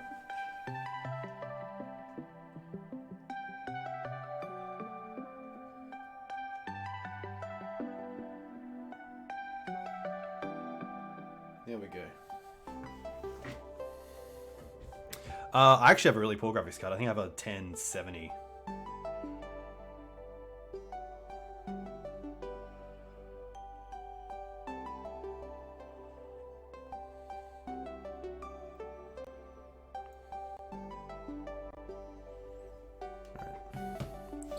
For the setup of MTGO. Haha.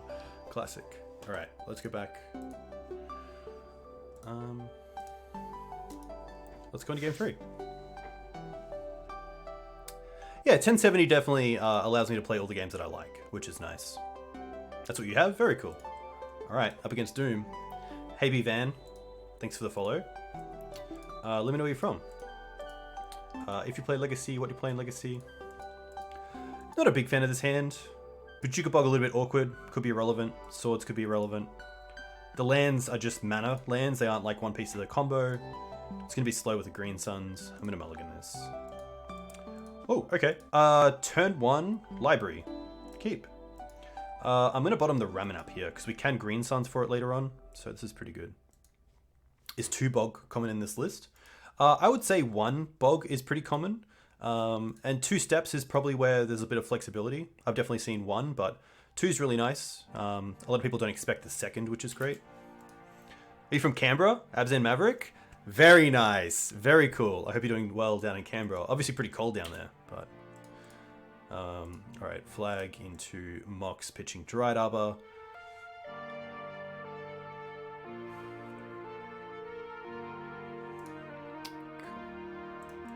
Come on, Library.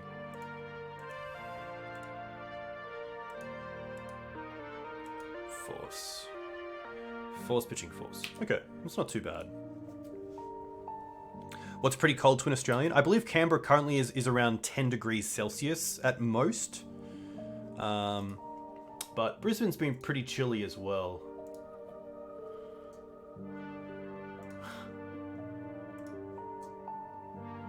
But yeah, usually in Brisbane it's about 18 to 22 when it gets cold. It's not too bad. Prismatic Pass. Okay.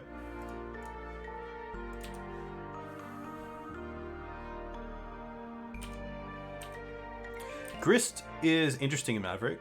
I do really like it in decks like Achilles, where he's playing a Stoneforge Mystic package to actually give those 1/1s a bit more boost to become an actual threat. I was playing without Stoneforge, it's just a really good target for things like...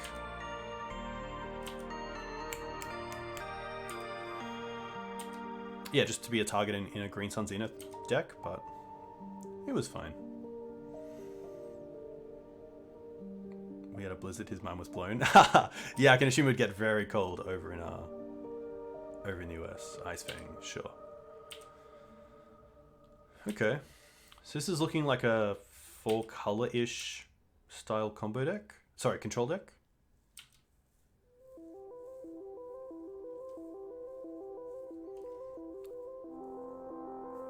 Hey Ramar, welcome. I hope you're doing well. What have you been playing on stream recently? Also, what's the go with Doomsday at the moment? Are people actually making like sideboarding decisions based on things like endurance? Is this the stream we learn how to make Doomsday piles? Unfortunately, it is not. As a big fan of not playing Doomsday, I'll keep that to your speciality in your stream. People playing 2 Oracles? Nice. Or playing Stifle? Yeah. I could fetch for Dried Arbor here, just to start getting some pressure going. I don't really need the 4th mana unless I draw into Green Sun Zenith and I want a Green Suns for 3, so I might actually keep it for now. Okay, that's why. I'd hate for them to Swords the Dried Arbor end step and then we untap and don't have Green Suns around. The question is, what do I want a Green Suns for? I think it is just a Knight.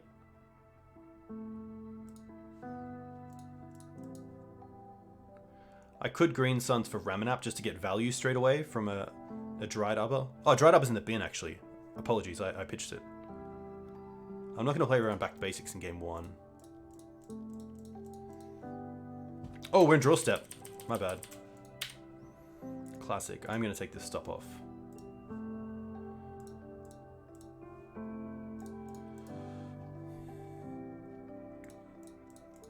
Alright, let's go for Knight. I mean, if we untap with Knight, then we get 2 crop rotation activations and we have the combos, so I'm okay with this.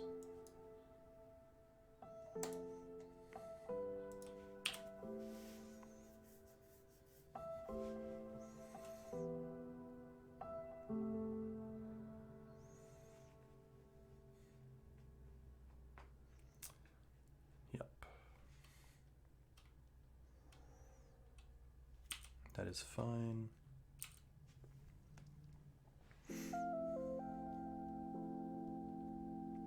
Teferi's gonna be tough. Caracas. Okay. I think this game's just a little bit too far gone, especially with Caracas already as well. Speaking of...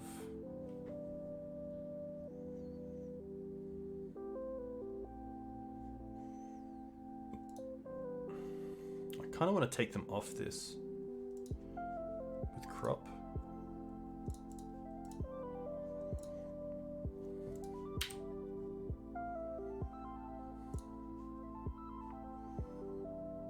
Go and get the other Savannah and then go and get Waste.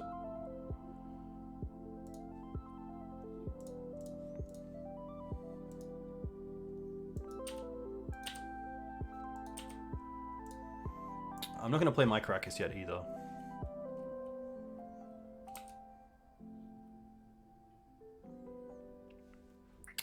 Thankfully, I never played when the legendary rule was if you play a Caracas and your opponent has a Caracas, then you lose them. That was. I remember watching SCG, like an old school one, and I saw that happen, and I was like, "What? What is this?" It was pretty crazy.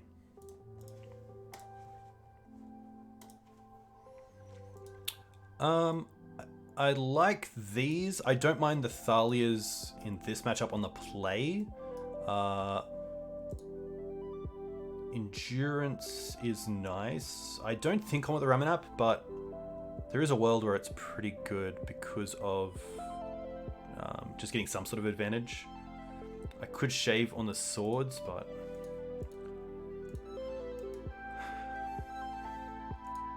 This is actually a matchup where I like Gaddock Teeg in the 75. It's just a Green Suns target.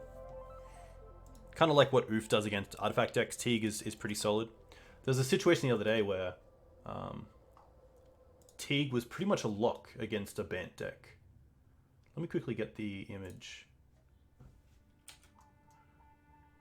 Yeah, here it is. So this looks like overkill, but this was a situation where we did bring in Surgical, which isn't the greatest, but we Surgicaled out Swords to Plowshares early on. And then my opponent just didn't have an out to Teeg because a Teferi was behind Skyclave. They couldn't cast Engineered Explosives because of Gaddock Teeg. They couldn't cast Prismatic Ending because of Gaddock Teeg. They couldn't cast Jace Bounce because of Gaddock Teeg. They couldn't counter Pyroblast because of Force of Will, Gaddock Teeg. And they literally just couldn't win through Gaddock Teeg, which is interesting. So this version wasn't playing Caracas in the 75, and I'm not sure if that's just normal, but Teeg was huge. They just couldn't deal with it, and it allowed me to like build out this board. But yeah, I really like Gaddock Teeg being a Maverick player, and I think it could fit in the sideboard here as some sort of hate, but pretty cool. Yeah, I mean, Maverick is definitely a grindy deck, and so is BANT. So if you can target Uros and take them off that as a win condition, then they're left with like Endurances and maybe Jace as a really big win there. So yeah, pretty interesting. Yeah, I didn't realize the interaction between Prismatic Ending and Teeg until I actually looked at it, and I was like, oh, because they Abundant Harvest twice, and both times hit Prismatic Ending and just couldn't cast them because of Teeg, which is hilarious. But How would you guys board against BANT here? I'm not too sure what I would take out. I think I'm pretty happy taking out 2 swords. We have a few ways to deal with Uro and Pajuka Bog and Endurance and Chokes to some extent, so not too happy there. I don't think I want to bring in the Silencers just because they're probably happy going with they wouldn't be too slowed down by this. I'd rather keep these just for like straight combo decks. I think I could probably drop down on Crops. Maybe 1 Knight, just because of their mana base. And maybe it just might be one Reclaimer. There we go. We'll see how this goes. Force is definitely interesting as well. This is a 1-lander. I'm going to mulligan this. This is better. Okay. I'll keep this. What do I want to drop? I probably don't mind dropping just the Savannah. I could also drop the Yavimaya and keep my opponent off green. I think I'll drop the Yavimaya here because our mana's already pretty good. Unless I want to pitch the Yavimaya to the Mox Diamond. In which case I'll bottom the Savannah. Yavimaya bad versus Uro. You'd shave a Mox? Yeah, I was thinking of Mox as well because they do have a few ways to deal with it. And something like if we have a Mox heavy start and they have EE for 0, that's a pretty big blowout. I'm going to pitch the Yavimaya to the Mox, but probably not on turn 1. So I don't mind dropping the Savannah.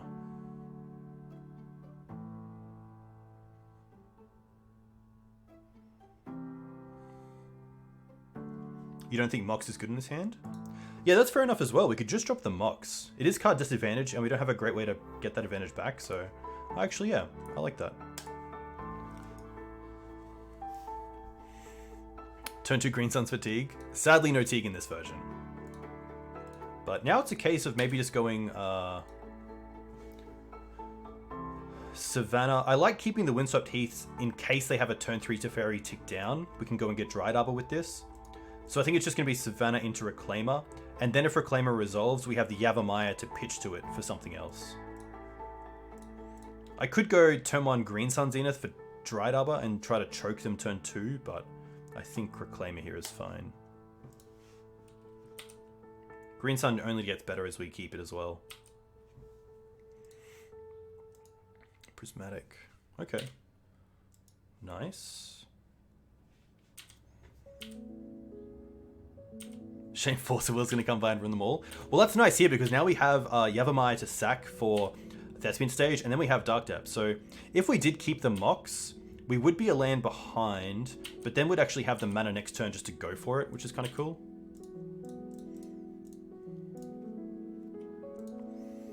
So I might even just get the Flagstones here instead of getting Stage, because we are a turn off anyway, and they didn't have a Swords, so I like getting the value here. And so now I'll play the Windswept Heath so they can't just Teferi tick down.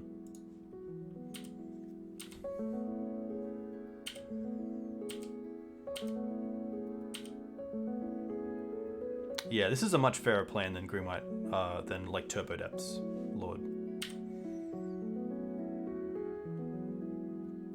If they try to like brainstorm into Swords here, I don't mind just going for Step either off the Flagstones.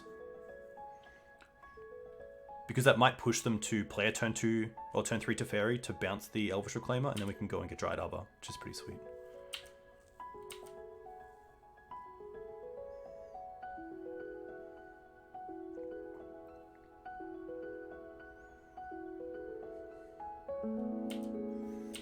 Land pass. Okay.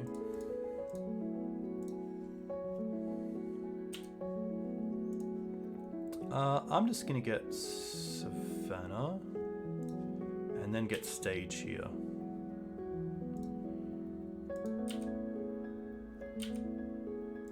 Huh. Now just pass.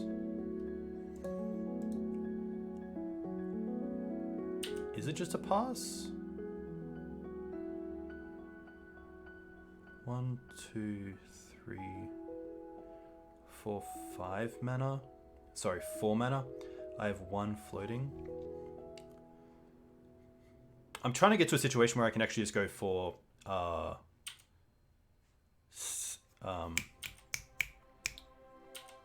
Sylvan Safekeeper as well.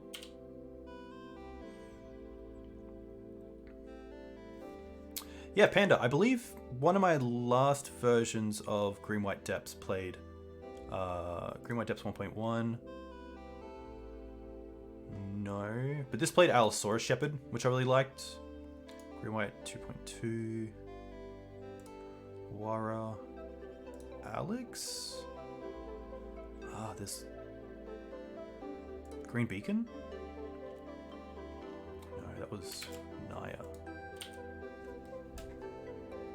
I've definitely played a version that had Temple Garden and like Field of the Dead as an alternate win con, which is really good. I really liked it.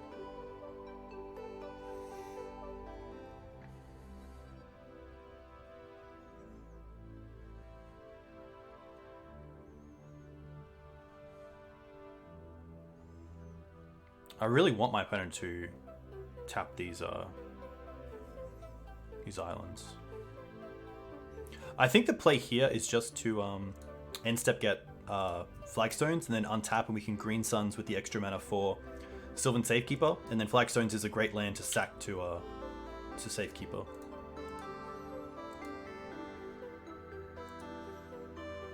Abundant Growth on the plains. I can't stop that.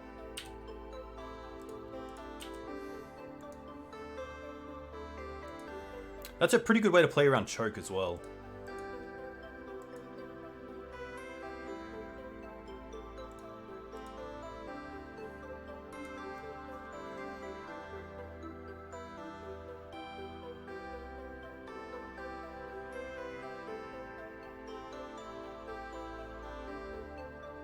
Legacy Staple Abundant Growth? Yeah, thanks Anurag.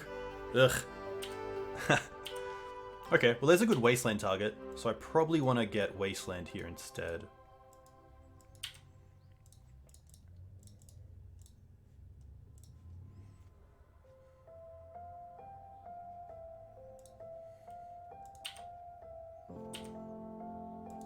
Mox is actually a fantastic draw, because this turn we get to go Wasteland on Caracas, and then we also get to go land and Mox to Green Suns for 1.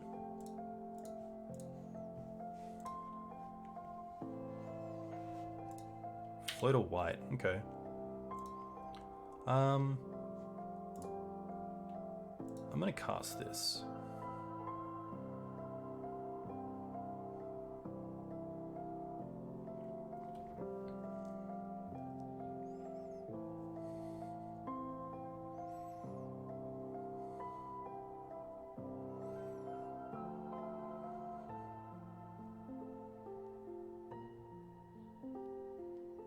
Oh, that counterspell?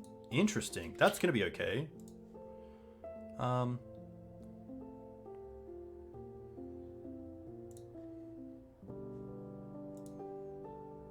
don't mind just going for Choke here to take them off this island.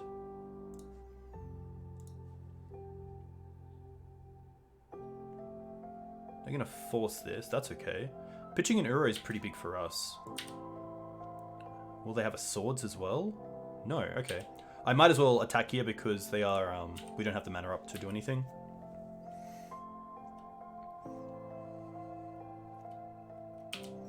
Yeah, I'm trying to keep the Green Suns as my last card to play around any sort of counter magic, or at least have other things hit by counter magic like Mox, like Choke, so that I can get in a situation where I can protect this this 2020. Back to basics is pretty good. But luckily we can play around it a little bit thanks to Reclaimer.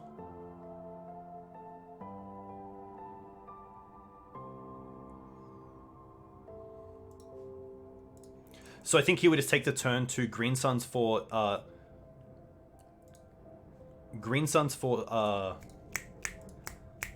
Safekeeper, and then next turn we can go for the combo while having this up. Nice. Okay. Now we get a nice free attack in. Oh, no. All good.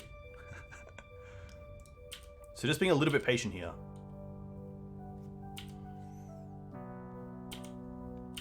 They're also a 10, so they are pretty low. Yeah, especially because we have the 2 basics in the deck as well. It's kind of a free roll to untap and then have mana up for this. And then these lands are pretty much dead. We can use them for Reclaimer, which is nice, but we can also use them for Safekeeper here. So outside of like EE for 1 would be really strong here. Or Terminus. It's one of the 2.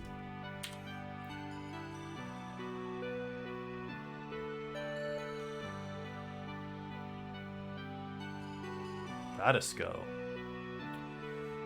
Okay, that's fine. If we find a fetch land... Actually, Batterskull has nothing here. I mean, that's pretty fine. And this is perfect, because now we have Dried Arbor to go and fetch up, block if we want to, and then we can sack the Dried Arbor to either of these, so... Pretty happy just to pass here with Dark Depths up.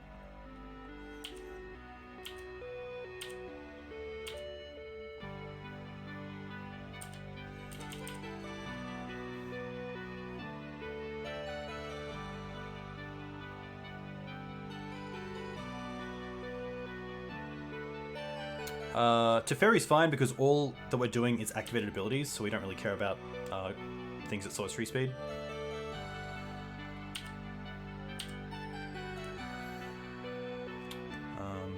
We can also just take this. Like, we don't really need to put ourselves in a situation where our opponent could do something.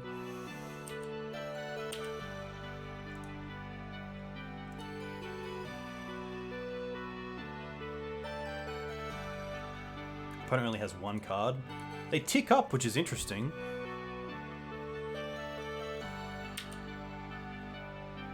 I think they're only out, although a lot of decks have moved to Engineered Explosives instead of Terminus, I think they're only out as drawing into Brainstorm, brainstorming an Outturn, and hitting Terminus off the top.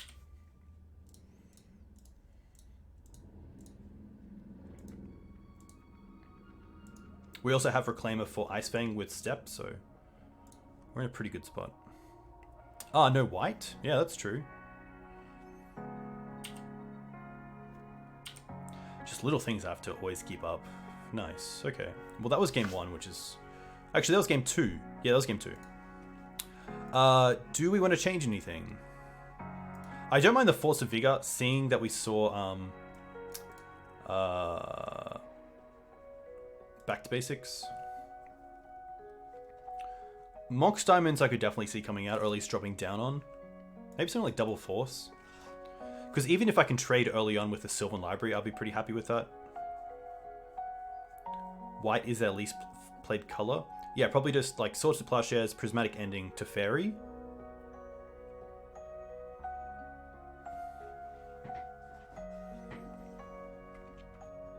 I think this is okay.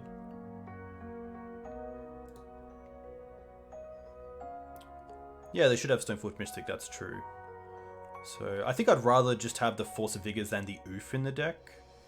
Especially if they have the big creature as well. The big one. The new printing from Modern Horizons. I still like 2 chokes. I still like the Endurance.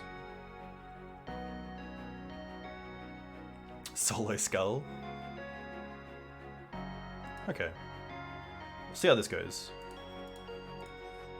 A Mox Diamond start would be great with only 2 in the deck. Mox Diamond into Sylvan Library is just like the best play we can have against this deck. But this isn't... This is a little bit rough on mana.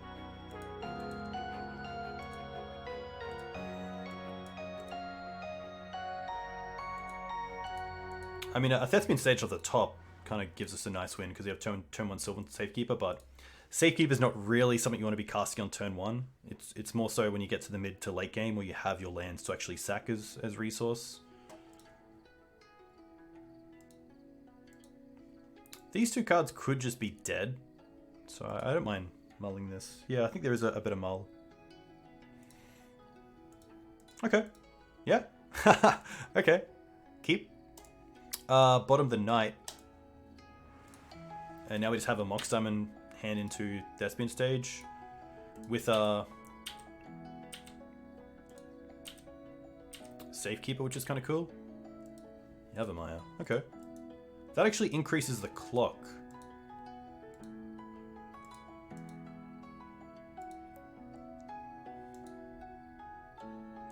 No, because you have to get an extra land into play.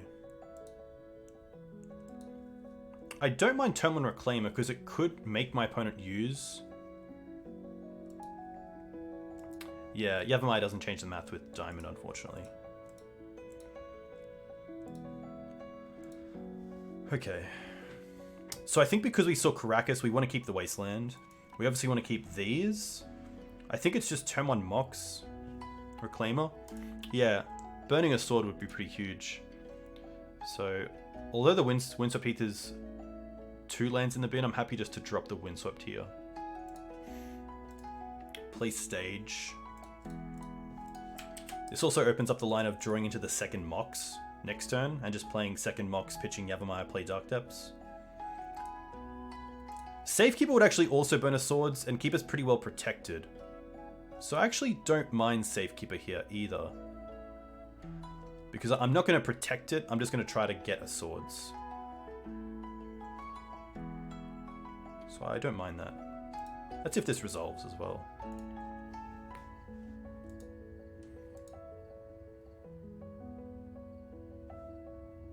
Yeah.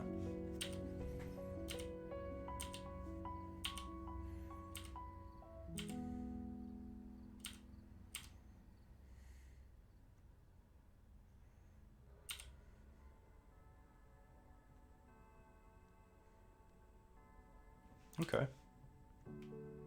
You would keep the Safekeeper in the deck for later? Yeah, that's fair enough. I can definitely see that. I think my best draw is probably Crop Rotation. Swords to Plowshares would be nice. Thalia. Not too bad. I'm not really doing anything with my mana this turn anyway. So I think we'll just play the Yavimaya. Maybe it's actually Wasteland. I don't want to give my opponent green mana easily. So I think it's Wasteland into Thalia here.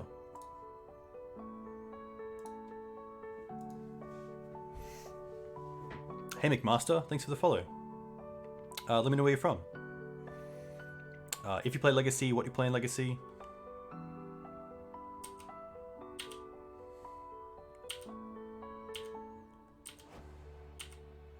"12 tutors, 4 crop, 4 elvish, 4 knight. And then I guess you also have your 4 green suns, so that's pretty sweet.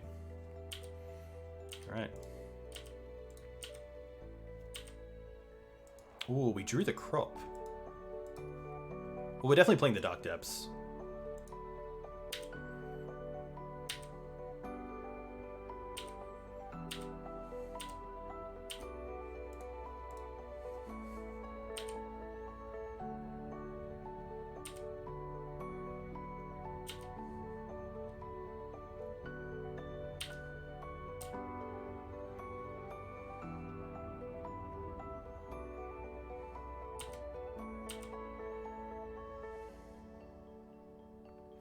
I think we make it here.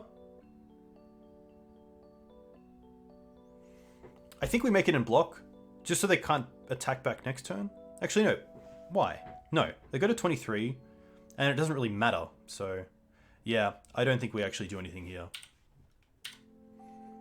Yeah, risking it against 2 pieces of interaction is pretty bad.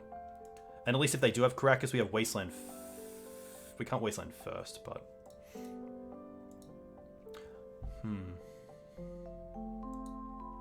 That's actually pretty tough, because if they did have Karakas, we should have played the Yavimaya Cradle so that we didn't have to sack the Wasteland to Safekeeper to deal with the activation of Karakas, and then untap and not have an answer for it other than Crop.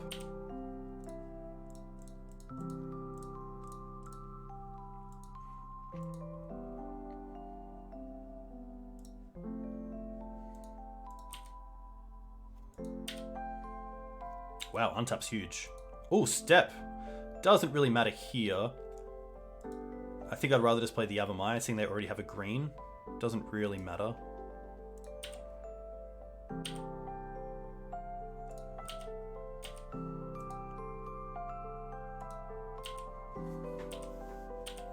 Step for Snake? Yeah, step next turn for Snake would be pretty good.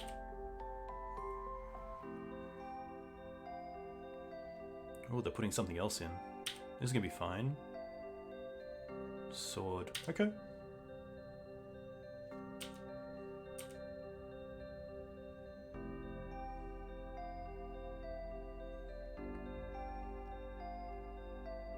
This is fine.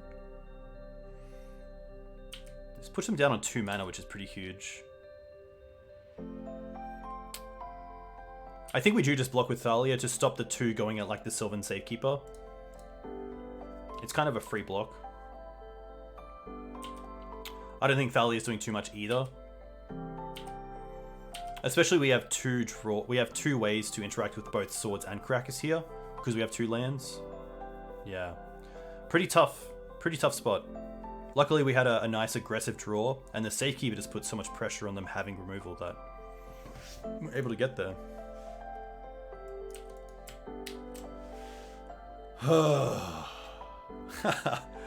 Nice. Really nice to win against Swords to Plowshares decks. We did get brutally annihilated by Esper Vial, but yeah, Swords to Plowshares.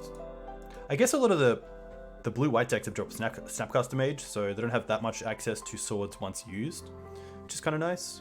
Uro is a bit of an issue because it does give them an extra turn pretty much by putting them above 20 life, but it's okay. There's definitely also been turns as well, just playing green-white in general, that I have wanted an Exalted creature as a Green Sun's target. Even like 1 Hierarch in the deck is kind of nice, because it is a turn 1 play that accelerates. And a lot of the time my opponent has fetched twice or fetched and forced before playing an Uro, putting them to 21. So there are times where I have just wanted that extra 1 point from Exalted, but it's pretty hard to play something like Kusali Primate over Knight of Autumn just because of the Exalted, because the flexibility of Knight is just so huge. And it is a pretty strict list. It's pretty hard to try to fit a Noble in there when you're probably taking away some sort of tutor effect like a Reclaimer or other. 2020 flying is pretty nice, yeah. Can't be too unhappy.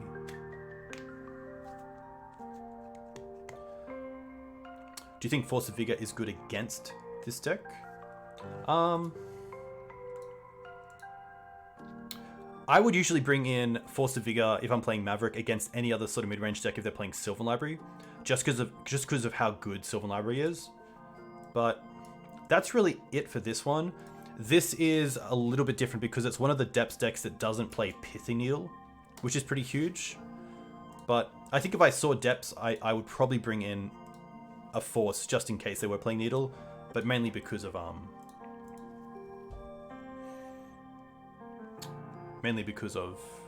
Sylvan Library. Not a great hand. We have some acceleration with Mox, but if our opponent's not a basic heavy deck, then we don't, the Wastelands aren't doing too much. Turn 1 Reclaimer is interesting.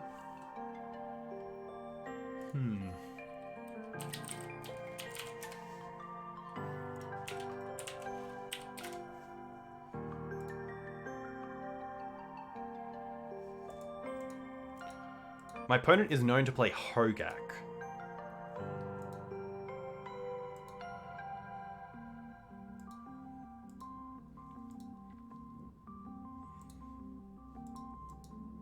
Would I keep this against Hogaak? We do have the Boggart sorcery speed, which isn't the worst.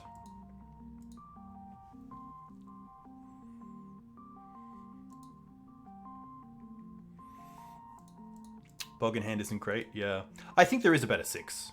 I think just because this doesn't really have a plan outside of Green Suns, I'm pretty happy to mulligan this. And to be fair, if my opponent knows who I am as a player and that I love Maverick, I think Green Suns is a pretty good name against me with Cabal Therapy, so... What do we have here? Okay, we still have turn 1 Reclaimer into turn 2 Boggart instant speed with Flagstone, so this is actually pretty good. I'm going to keep this in bottom Safekeeper. Don't really need Safekeeper against Hogaak. This is a really nice hand. Delta. I think Crab is probably the card that I don't want to see, so like Swamp is fine. Okay. I'm going to save the swords here. I think there's better targets for the swords. Let's just go for a Savannah into Reclaimer.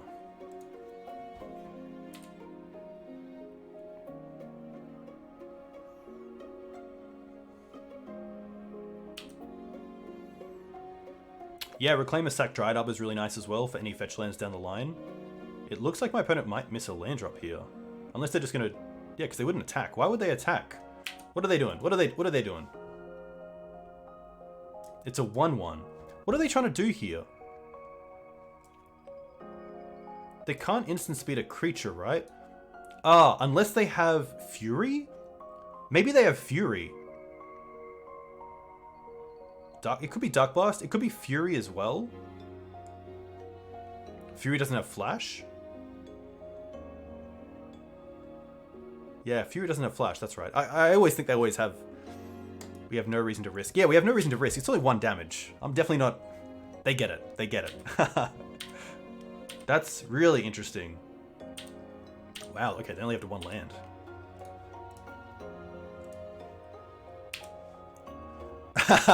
Yeah, I just don't get it. This is the 5th game of this league, but I'm pretty keen to play another league, so I'm not going anywhere.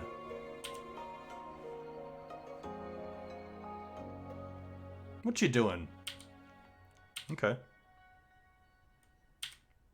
I think we're just getting Dark Depths here, right? And then untapping with Thespian Stage up. Especially if they miss another land drop. Yeah, the coward check was there, and I failed miserably. Cabal Therapy. That's going to be okay.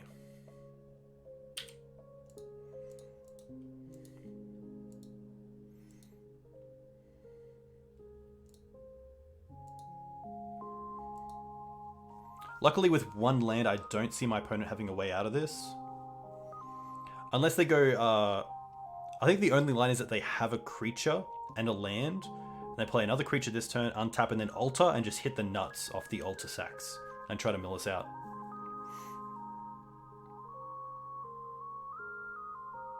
Which I guess Endurance is really strong, because it also turns off the ability for my opponent to mill me out. Because is there a point where Hogaak runs out of tokens to be able to tap? Without decking themselves? Depends how many bridges they have, rarely. Okay. No, it's a good name. Yeah, Dark Blast is interesting.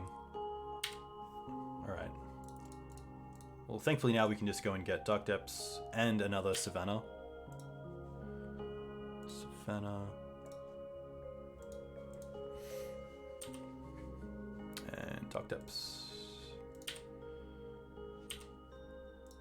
Land.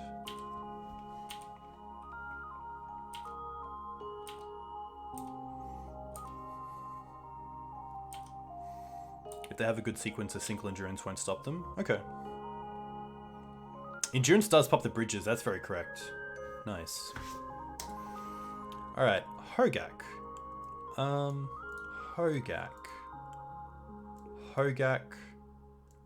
Hogaak. I'm always unsure about Plagues because they can be good at keeping zombies, like Bloodgust, Gravecrawler, but like killing a Stitcher Supplier straight away is pretty much a draw 6 for them in some points. I do like these 3. I'm not going to give too much thought to Alter. But maybe just the oof is okay. I don't mind dropping down on at least a library. Oof is almost free. Yeah, exactly. The Moxes might... It's an interesting matchup because I'm not sure if I'm just supposed to try to be faster than my opponent while also having some ability to disrupt them. And Mox Summon allows me to be a lot faster. Knight is kind of slow. Yeah, Knight's also just a nice threat in case they just go wide with creatures. Keep Mox, yeah.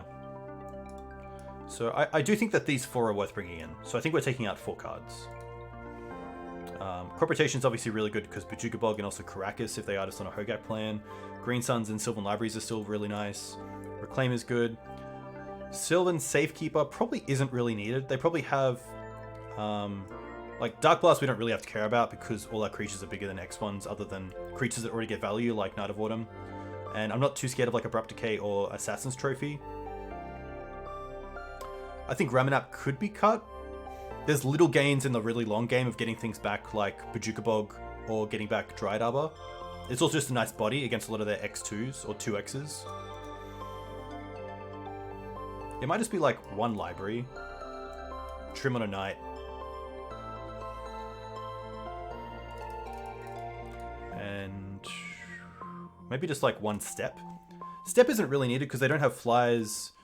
Because if they're playing Carrion Feeder, they're probably not playing the Imp. So I think this is actually pretty good. We get one more card, which is nice. We can keep it. I like the Knight. I think Knight's just really good. Library back in? Yeah, maybe the second library's just better. Library's just so nice. Especially at digging. And especially with the Mox start. If we can like Mox into a library, I'll be very happy.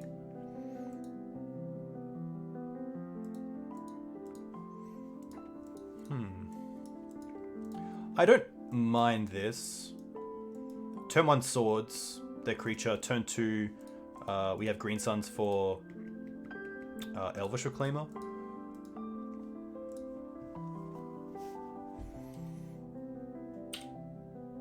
Have a lot of good draws as well, and things like Crop Rotation. Supplier, okay. Well, that's a pretty great Sword Supply Shares target.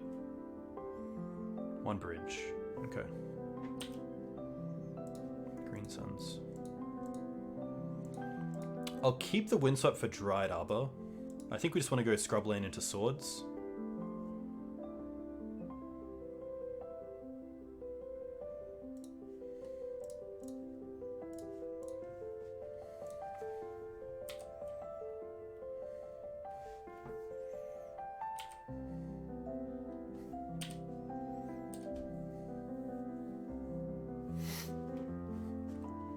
Carrion Feed is fine. Oh, 1 lander. Nice. Wasteland. Perfect. So good. I guess the only thing that we didn't do here is get a green source turn 1, so that this turn we could Green Suns for Dryad Arbor to accelerate and also Wasteland, but this is a pretty big no-go. I'm not going to use the Path either here. But I will hold up Path. Badlands. Gravecrawler, that's fine.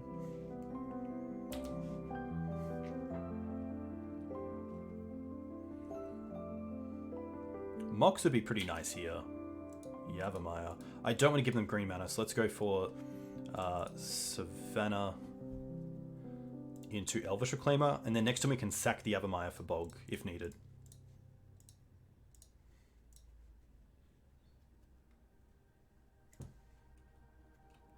Nice.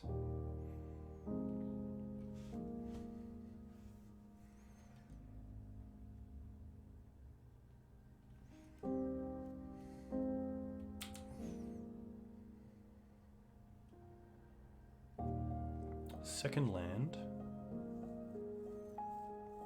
Yeah, Green Suns for Dryad is pretty nice. And then we can sack that. I definitely don't mind that, getting rid of the bridge in the bin.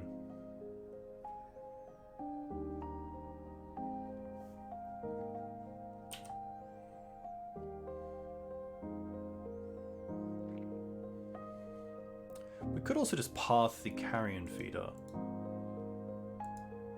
Oh, Fatal Push? Interesting. Didn't expect Fatal Push. Which does get rid of their own bridge.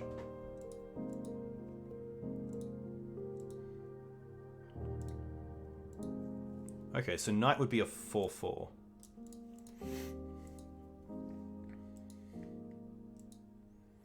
I think we're playing the Thespian stage. And then it's either we're playing Knight or we're just Green Sunning for Elvish Reclaimer and holding up Path to Exile. So there's definitely some interesting decisions. I guess if they have Altar next turn, that's pretty big. You like playing 2? I think I like playing it a little bit safe. The Reclaimer is also pretty close to being a 3/4.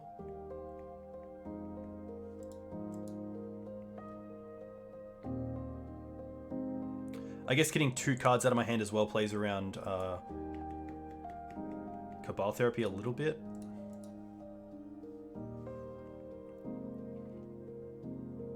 I don't mind the Elvish Reclaimer line.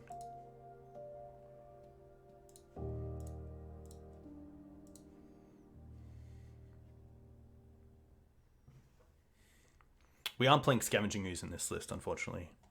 Harry the Lizard Wizard. Nice. I like the name. I hope you're a fan of the band King Gizzard and the Lizard Wizards.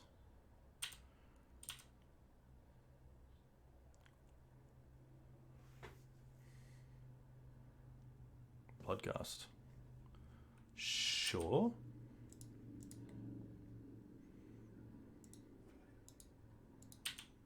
That's fine. Sure.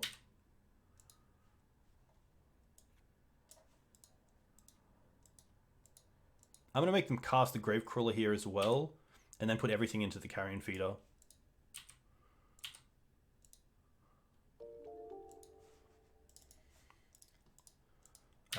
No blocks.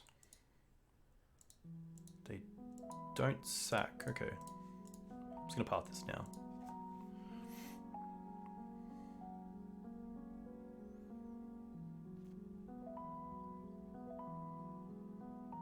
You've heard much about the Gizzard Wizard, but never heard the music?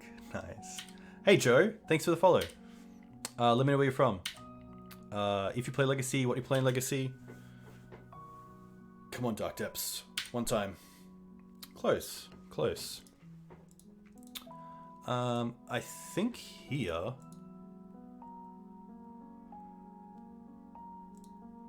we do just want to play the Knight.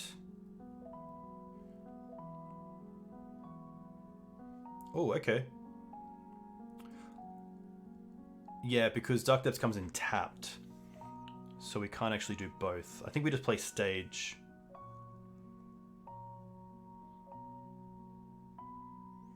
And play Knight.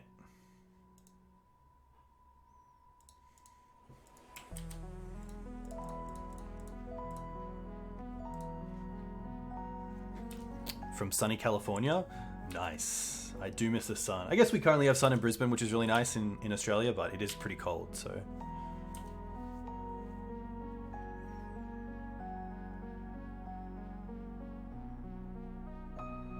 Ah, they have Altar. Okay. Alright. Do your worst. No bridges yet, which is nice for us. And they do have Putrid Imp. Interesting.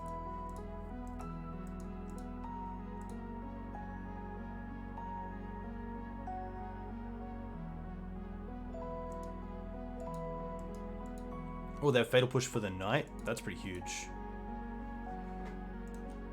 Now we might just die to go wide. Yeah, I think we would have started to go wide.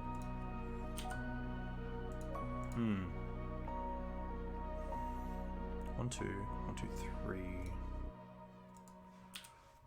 guess we can try. But yeah, we're just dead.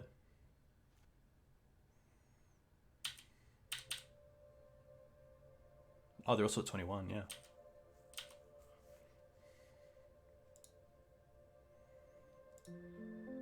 I can't even swords my own guy because it's a path. Tough.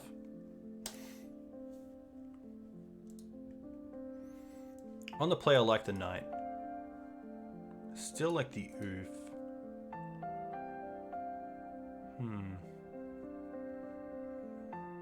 It might just be the Ramanap and just be a little bit quicker. I think this is fine.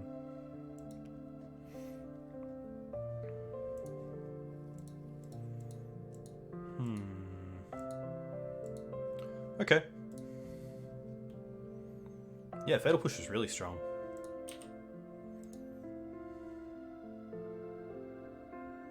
I'm just gonna go Savannah Pass. And then see what I draw next turn for Mox Diamond. I don't have to use it right now.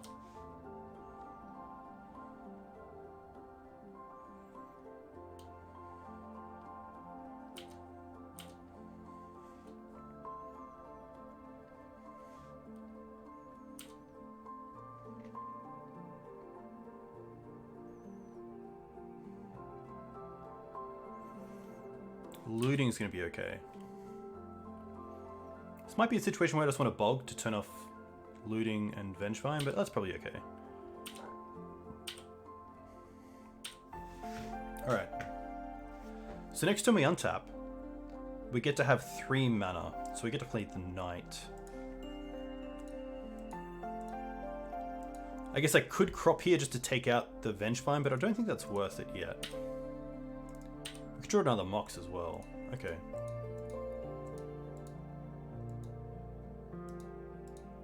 So now I think it's just Mox, pitch.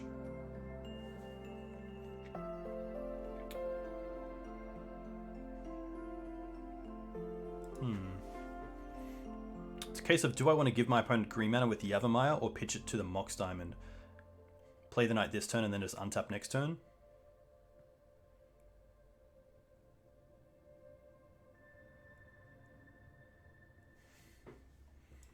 Is there also a world where we can go off? Because what if we play Yavimaya, we play Mox Diamond, we have 3 mana. What does green do for them? It turns on Assassin's Trophy, which maybe isn't in the deck if it is a Jund version, but Assassin's Trophy, the card, is what I'm kind of scared of because it can target the Dark Depths. I'm trying to see if there's a way where we can actually just double crop into the combo thanks to the other Yavimaya. Because what if we go like tap Savannah, crop for Dark Depths, play Yavimaya. We then have 2 green. We have Mox Diamond open, which then we can just sack the Yavimaya for Thespian Stage. Yeah. Hey, Matt. Welcome. Congrats on your tournament finish the other week. Very cool to see.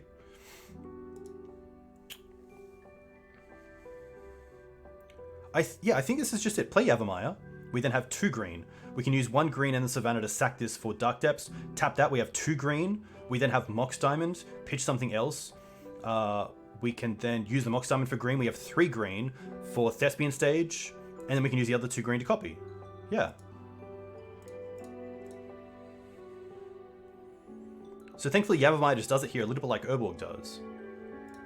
And I can do it all at instant speed, which is pretty perfect.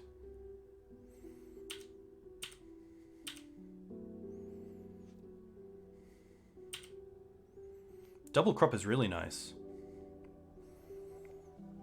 Just be sure to float green before... Yes, before sacking Yav. Very true. I guess Putrid Imp is the card here that would really suck, but it's not too bad. Gravecrawler's gonna be fine.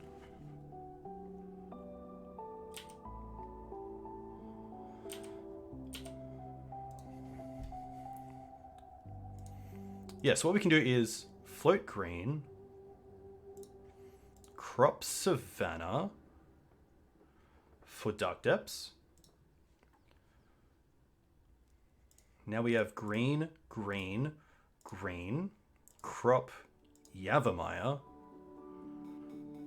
for stage. Nice. Copy Dark Depths. We don't have to block here, but I just am going to block because I don't want to lose it. Nice. Definitely nice to know that that's a lion other than playing the Knight. Yeah, very cool. Okay. We get a 4-1, which is nice. Nice. Deck was sweet. I do want to play another one. Just because the leagues are pretty quick, which is nice. Yeah, Yavimaya, really nice. That was really sweet. Let's go back to Decktech.